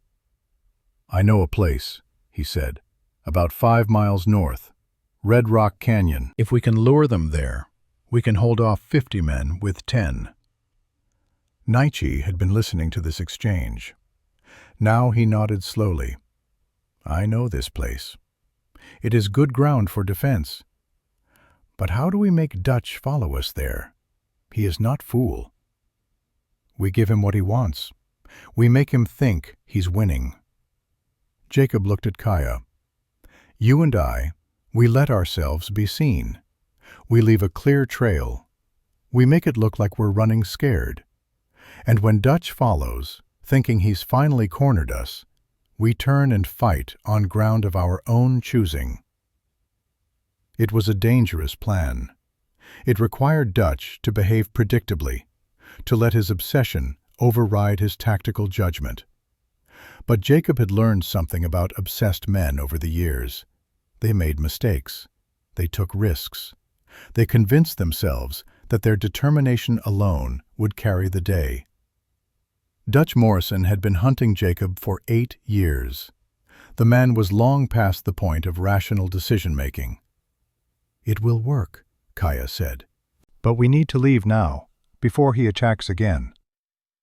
Naichi gave the orders. The village would be abandoned, at least temporarily. The people would scatter into the mountains, using trails only they knew, hiding in places where white men could not follow. The warriors would split into 3 groups. One would go with the women and children as protection. One would prepare the ambush at Red Rock Canyon. And one would accompany Jacob and Kaya as bait. Samuel volunteered for the last group, and Jacob saw in the young warrior's eyes a mixture of determination and something darker.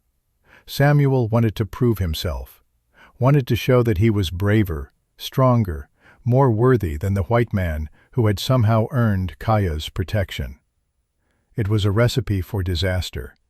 But Naichi allowed it, perhaps recognizing that Samuel needed this, needed to face danger alongside the people he resented, needed to test himself against the reality of combat rather than the fantasy of it. They left the burned village as the sun reached its zenith, 4 figures moving north through country that grew progressively more rugged.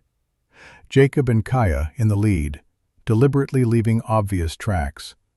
Samuel and another warrior named Grey Wolf following at a distance, ready to provide covering fire if Dutch's scouts caught up too quickly. Thomas had been left with Eliza and the other women, and Jacob's last sight of his son was the boy standing with the old medicine woman, one small hand in her gnarled grip, watching his father walk away toward almost certain danger. Jacob had promised to return, but promises were easy to make and difficult to keep when men with guns were hunting you. They walked for 3 hours before they saw the first signs of pursuit. Dust rising in the distance, the faint sound of horses moving at speed. Dutch had taken the bait. He was coming, bringing his army of hired killers, convinced that this time there would be nowhere left for Jacob to run. And he was right. There was nowhere left to run. But there was a place to stand and fight. And sometimes that was enough. Red Rock Canyon appeared before them as the sun began its descent toward the western horizon. The narrow entrance, the high walls of red stone that gave the place its name. The perfect killing ground for men who knew how to use it. Jacob checked his Winchester one last time. 60 rounds remaining. 60 chances to end this. 60 opportunities to protect his son and the people who had given them sanctuary. Beside him, Kaya strung her bow and tested the tension. Her face was calm, almost serene, as if she had finally made peace with whatever was about to happen. "You are ready?" she asked. "As ready as I'll ever be." "Good, because they come now. And this time, one of us does not leave Canyon alive." Jacob looked at her and saw not just a warrior, but a woman who had suffered and survived, and was finally, after 3 years of hunting, about to face the man who had destroyed her family. "Dutch Morrison is mine," Kaya said softly. "When we see him, you let me take him. This is my right." Jacob wanted to argue, wanted to say that revenge would not heal her wounds, that killing Dutch would not bring back the dead. But he looked into her eyes and saw that she already knew all of this. And she was going to do it anyway, because some debts could only be paid in blood. "All right," Jacob said. "He's yours." And then Dutch Morrison's army rode into the canyon, and the final battle began. 3 days after the battle, the Apache village had become a place of mourning and reckoning. The bodies of the fallen warriors lay in state, wrapped in ceremonial blankets, while the tribe gathered to honor those who had given their lives defending their home. Young Hawk, Gray Wolf, Stone Hand, 3 names that would be spoken with reverence for generations, carved into the oral history of a people who measured greatness not by wealth accumulated, but by sacrifices made. Jacob stood at the edge of the ceremony, hat in hand, feeling the weight of his responsibility for these deaths. If he had never come here, these men would still be alive. Their families would still be whole. The village would still be intact. But Kaya, standing beside him, seemed to read his thoughts, as she so often did. "You did not kill them," she said quietly. "Dutch killed them. You gave them choice to stand with you or turn you away. They chose to stand. That is Apache way. Honor the choice, not regret it." Before Jacob could respond, a commotion arose at the village entrance. Marshal William Tucker rode in with 4 deputies, their badges glinting in the morning sun. Tucker was a man of perhaps 52 years, with steel-gray hair and a face weathered by decades of enforcing law in territories where law was often just a word on paper. He dismounted and approached Naichi with the careful respect of someone who understood that he was a guest here, that federal authority meant nothing in a place where different rules applied. "Chief Naichi," Tucker said, removing his hat. "I'm Marshal Tucker out of Fort Garland. I've been tracking Dutch Morrison's gang for 3 months. Heard there was a battle here. I need to know what happened." Naichi studied the marshal for a long moment before responding in careful English. Dutch Morrison attacked us. We defended. 18 of his men are dead. We have 3 dead, 7 wounded. This is what happened." Tucker's eyes found Jacob, and recognition dawned on his face. "Iron Hand McAllister, there's been a warrant out for you since 1865 for the murder of Captain James Harris." Jacob's hand moved instinctively toward his rifle, but Kaya touched his arm, stopping him. Thomas, standing nearby with Samuel, watched the exchange with wide, frightened eyes. "I didn't murder anyone," Jacob said, his voice steady despite the fear coiling in his gut. "Harris was corrupt. He ordered my friend Daniel Morrison killed for refusing to participate in war crimes. I killed Harris in defense of an innocent man." "That's a story I've heard before," Tucker said, but his tone was not dismissive. "Problem is, Harris's superior officers backed his version, said you were a deserter and a murderer. That's why the warrant was issued. Then his superior officers were liars or fools, or both." Tucker pulled a worn envelope from his coat pocket.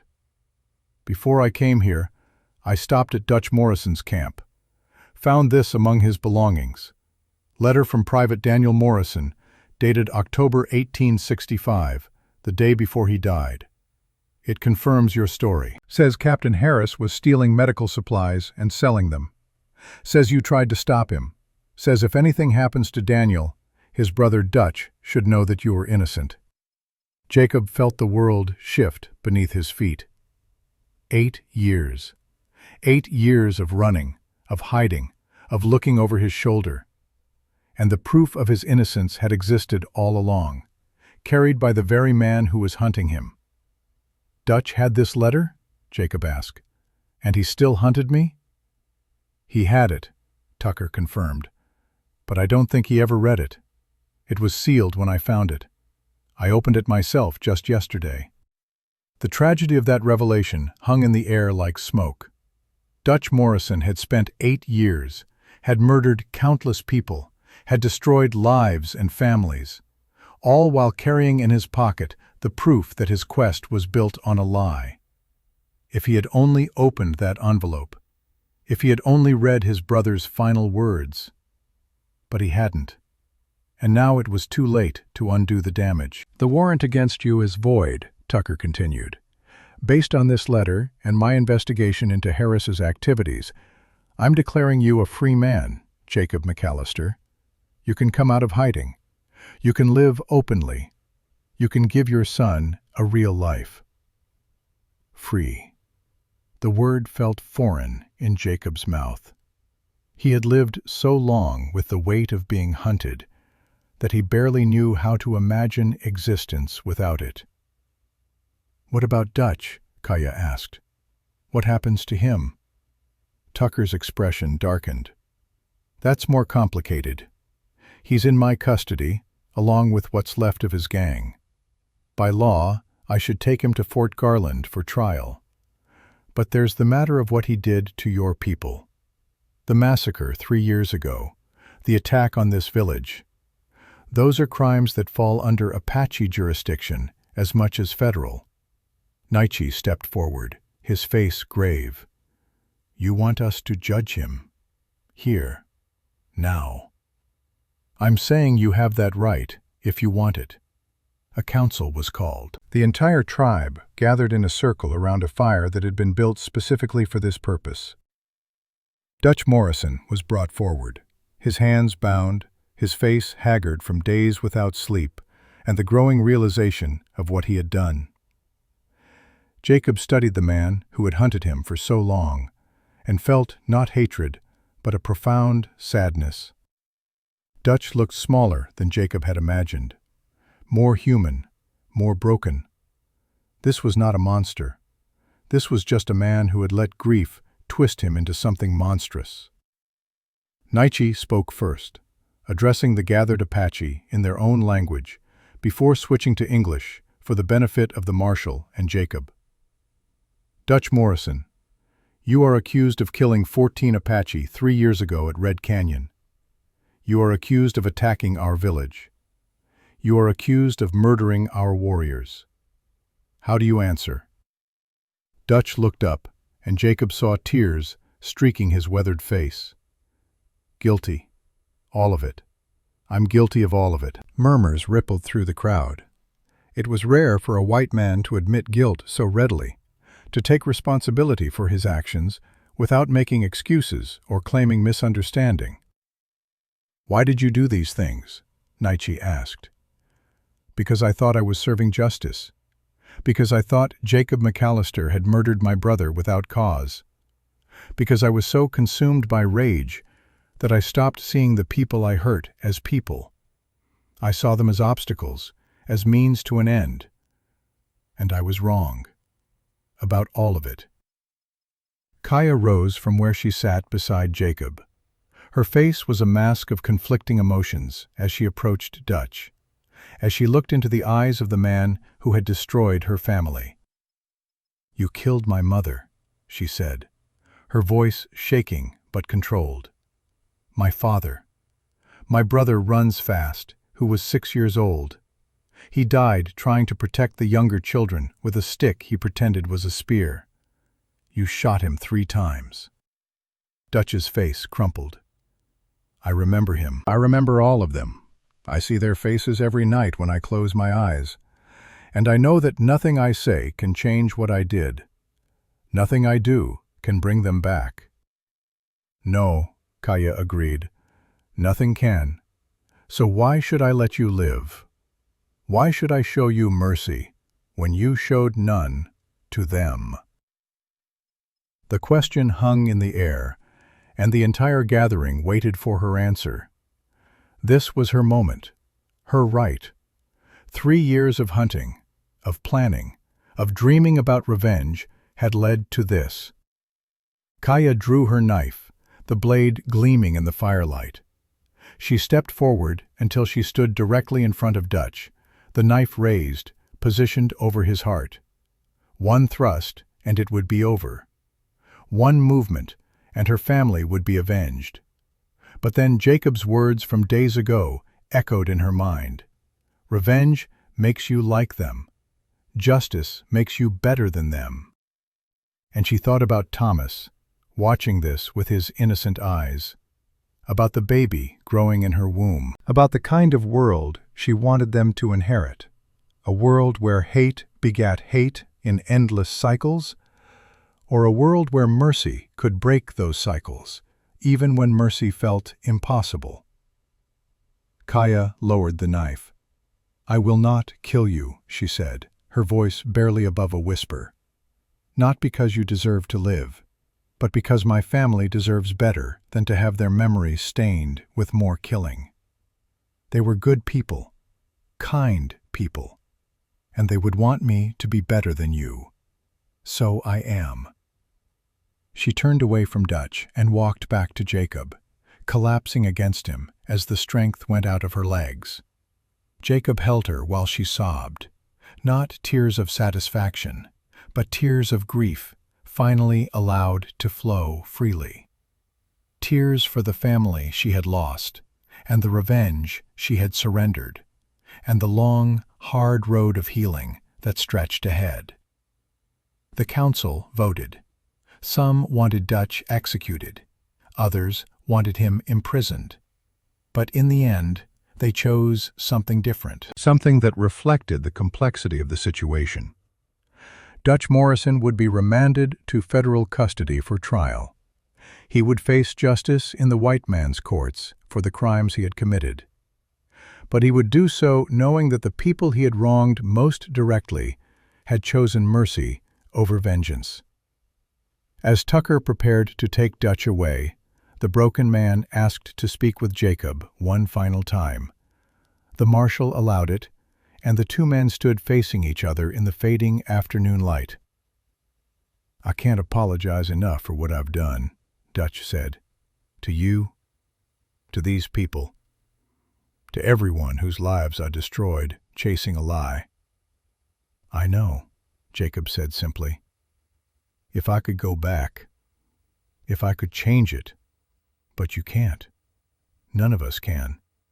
We can only choose what we do next. Dutch nodded slowly. Tell your son something for me. Tell him that hate is a poison, that it destroyed me from the inside out. Tell him to learn from my mistakes, to seek truth before seeking revenge, to remember that everyone he meets is fighting battles he can't see. I will, Jacob promised.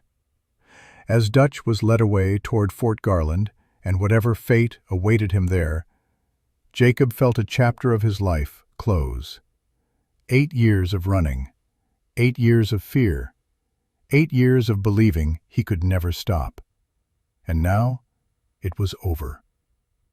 Thomas approached his father as the sun touched the western peaks, painting everything in gold. Are we really safe now, Pa? Can we really stay here? Yes, son, we can stay. We can build a life. We can be a family. With Kaya?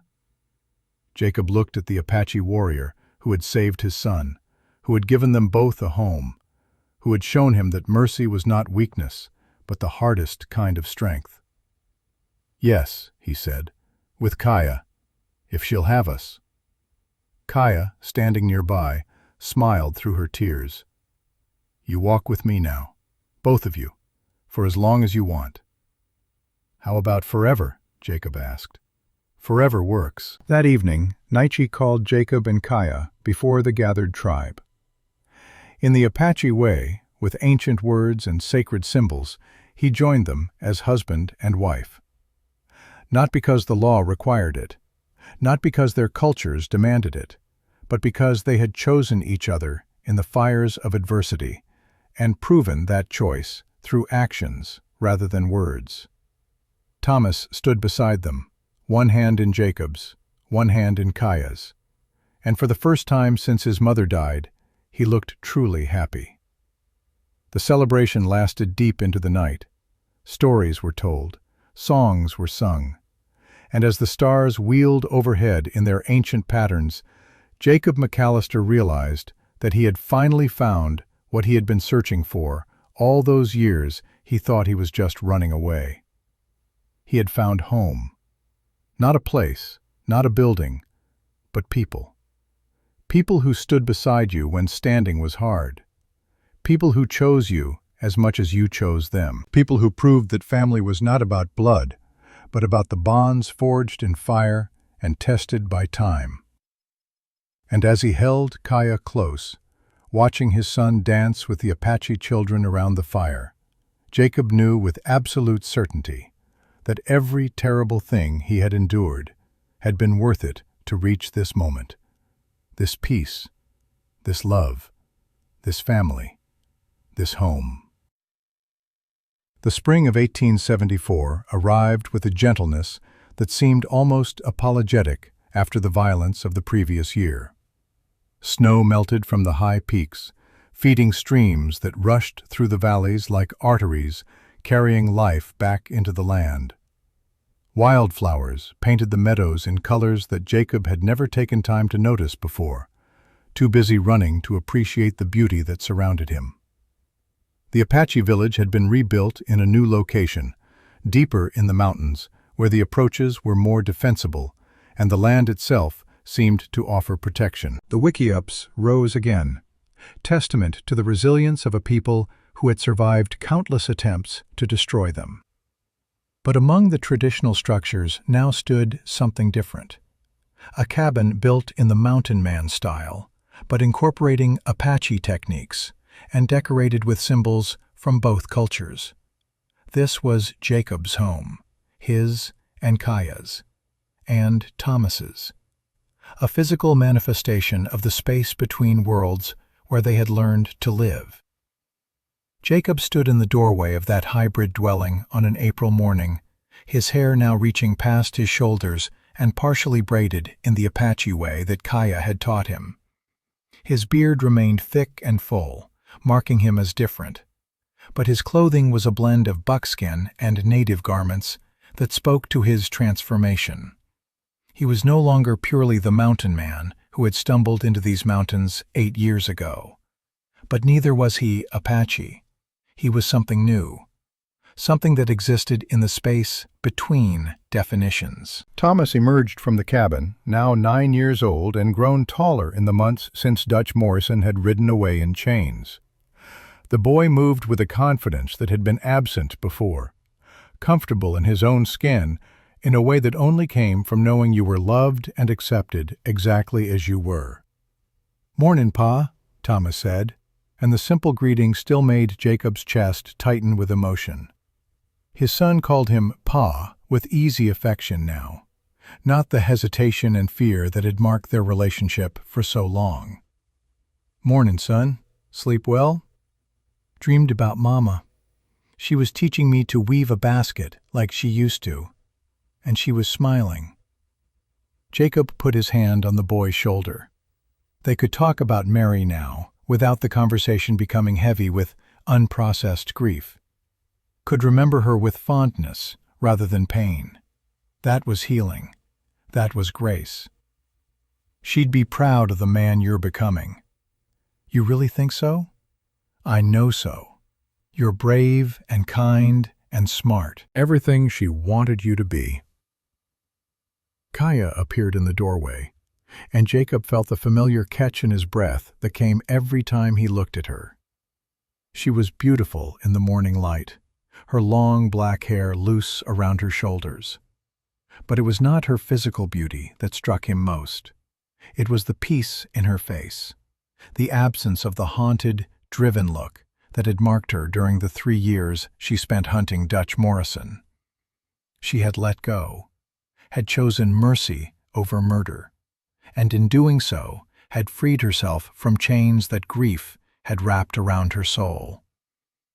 "Come eat," she said, "before it gets cold." They ate together as they did every morning, sharing the simple meal of cornmeal porridge and dried meat while talking about the day ahead. Thomas would spend time with Samuel, learning advanced tracking. Jacob would work on expanding the cabin. Kaya would gather herbs with Eliza, continuing her training as a medicine woman.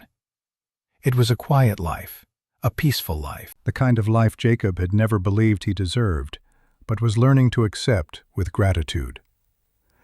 After breakfast, as Thomas ran off to find Samuel, Kaya stopped Jacob with a hand on his arm. There was something in her expression that made his heart speed up with sudden anxiety. "I need to tell you something," she said. "What is it? Are you all right?" "I am more than all right. Jacob, I am with child." The world seemed to pause in its rotation. Jacob stared at her, trying to process the words, trying to understand their full meaning. A child. Their child. A new life rising from the ashes of so much death. "Are you certain?" "Eliza confirmed it yesterday. 3 months along. The baby will come in autumn." Jacob pulled her into his arms, holding her tightly, feeling tears stream down his weathered face and not caring who might see them. After everything they had endured, after all the loss and pain and violence, life was asserting itself again, demanding to be born, refusing to be stopped by the hatred that men carried in their hearts.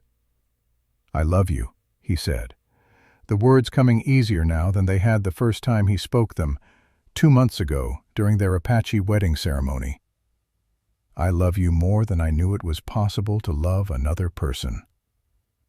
"And I love you," Kaya replied, and Jacob heard the wonder in her voice, the surprise that she could feel this way again after believing her heart had been permanently shattered. "I never thought I would want to bring a child into this world after what I saw. But with you, I am not afraid. With you, I believe in the future again." They stood together in the morning sunlight, holding each other, feeling the promise of new life pulse between them like a heartbeat. And Jacob thought about how strange and miraculous it was that the worst moments could somehow lead to the best ones if you refused to let darkness have the final word.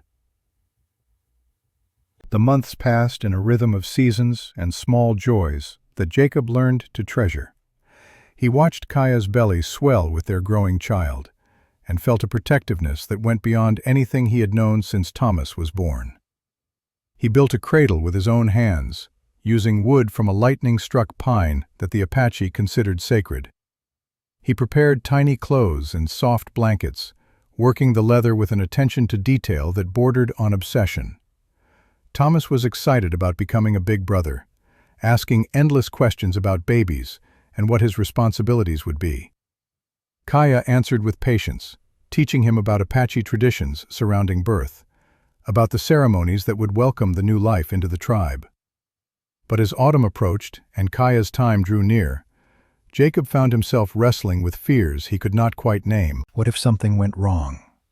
What if he lost her, the way he had lost Mary? What if this happiness was just another thing the universe would take from him?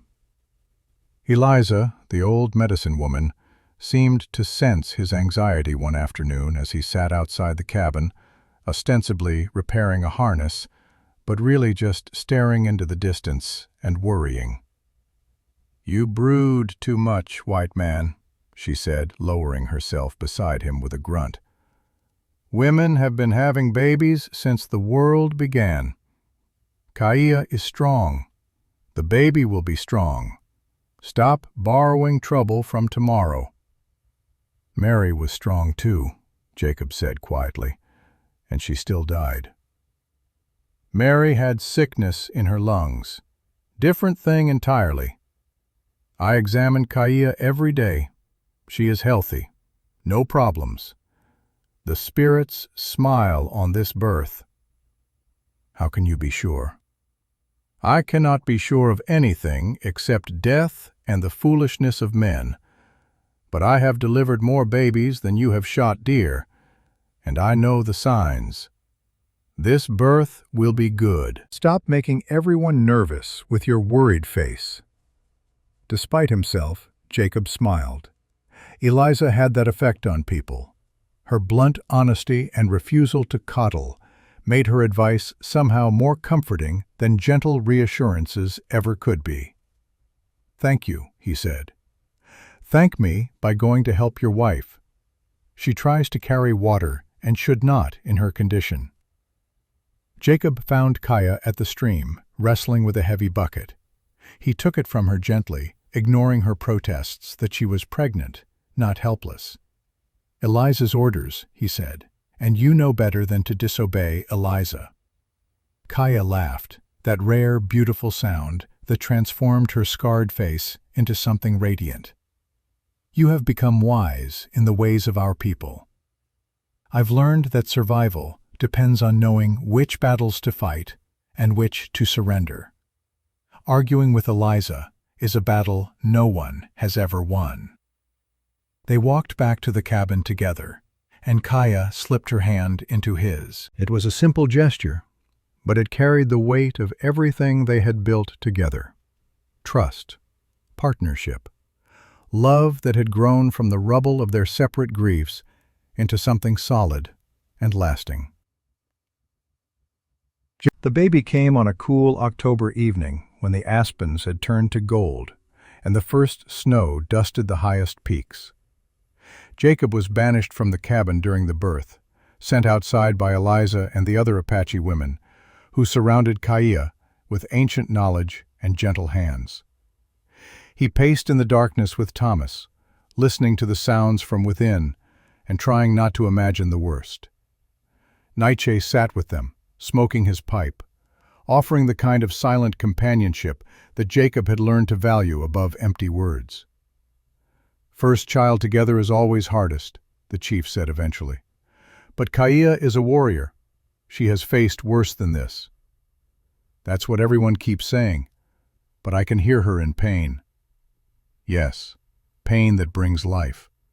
Learn to tell the difference between pain that destroys and pain that creates. This is the second kind."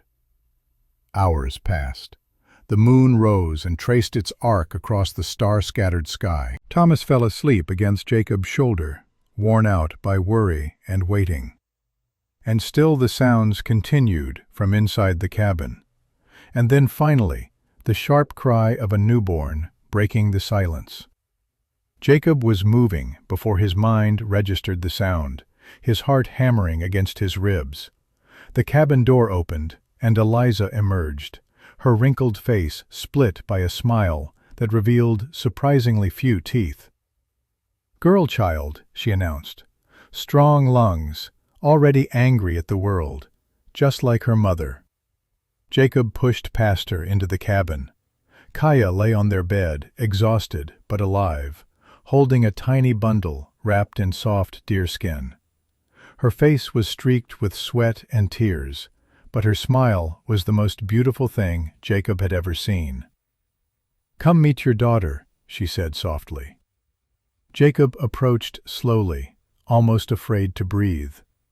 He looked down at the baby in Kaya's arms and felt his entire world shift and reconfigure around this impossibly small person. She had a shock of dark hair and skin the color of sun-warmed earth.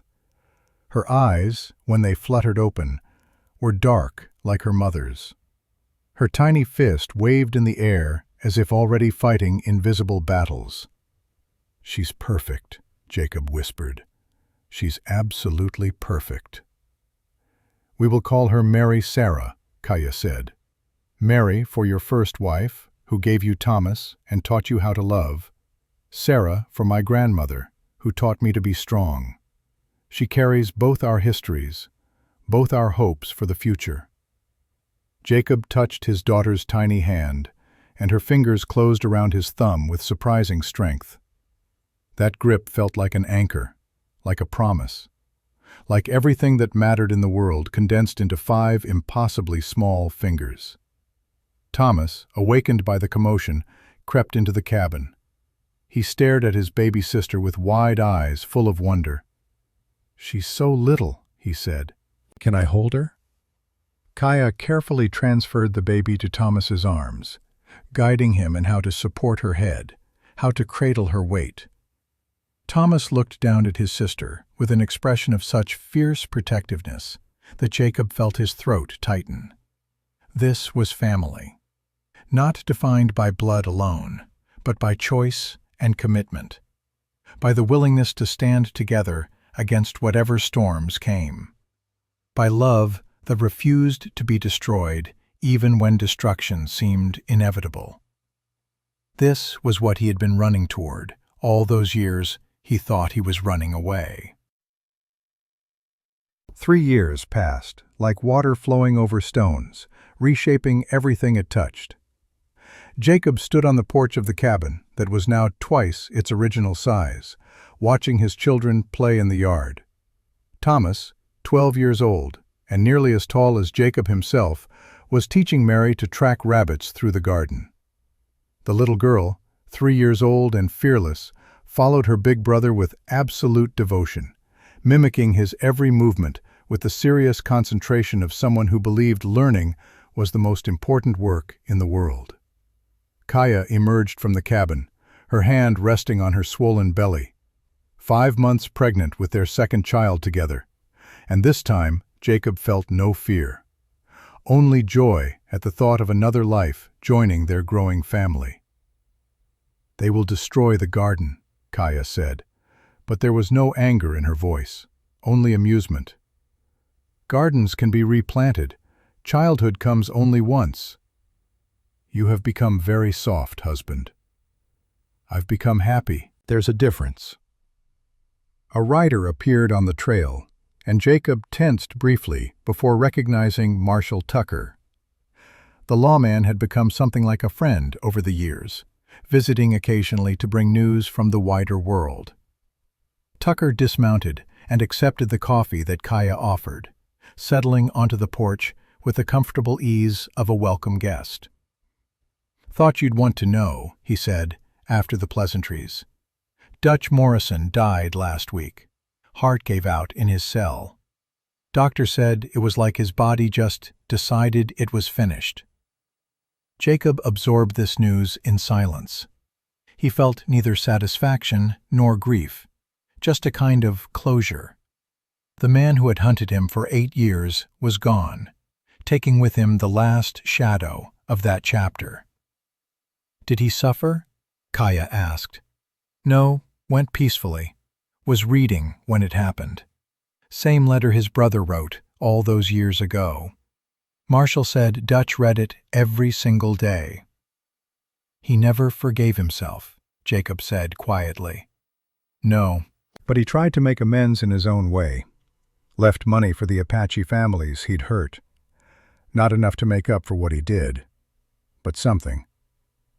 Tucker pulled a small package from his saddlebag. He left this for you. Said you'd understand what it meant. Inside was an old photograph. 2 young men in Union Army uniforms, arms around each other's shoulders, grinning at the camera with the innocent confidence of youth. Dutch Morrison and his brother Daniel, before war and grief and obsession had twisted everything.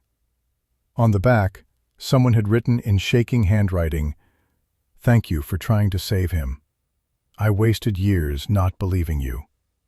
Teach your children that hate is poison. Let them learn from my mistakes." Jacob showed the photograph to Kaya. She studied it for a long time before speaking. He found peace at the end. That is good. Everyone deserves peace. After Tucker left, as the sun painted the mountains in gold, Jacob gathered his family on the porch. Thomas and Mary, dusty from play. Kaya, heavy with the child she carried. And Jacob himself, no longer the hunted man who had stumbled into these mountains so long ago. "I want to tell you a story," Jacob said, "about how we became a family." "Is it happy?" Mary asked. "Parts are sad, very sad, but the ending is happy. The ending is us, here, together." So he told them about Dutch Morrison and 8 years of running. About the day Thomas found Kaya in the mountains. About the Apache village and the battle, and the moment when mercy triumphed over revenge. He told them about standing your ground when running is easier. About building family from strangers. About how the worst moments can lead to the best ones if you refuse to let hate define you. When he finished, Mary climbed into his lap and said, "I'm glad Mama Kaya found you, Pa." "So am I, sweetheart," Jacob said, holding his daughter close. "So am I." Years later, when Jacob was an old man of 64, sitting on a porch in Colorado with his grandson Matthew, he would remember that evening as the moment he finally understood what home meant. Home was not a place. It was people. The ones who stood beside you. The ones you chose and who chose you back. The love you built from the rubble of loss, and the determination to be better than the worst things that happened to you. He had learned that from an Apache warrior who taught him that mercy was stronger than revenge. From a son who taught him that love meant being present, not perfect. From a community that showed him belonging was earned through action. And from himself, when he stopped running and discovered that the thing he'd been running toward was the courage to let himself be loved. The mountains still rose eternal in the distance, and somewhere in those mountains, families of mixed heritage lived together in peace that would not last forever, but mattered absolutely in the moment it existed. Jacob watched the sunset with his daughter's hand in his, and thought about the strange roads that had led him here, to this place, this moment, this hard-won, imperfect, beautiful peace. And he was grateful for every step.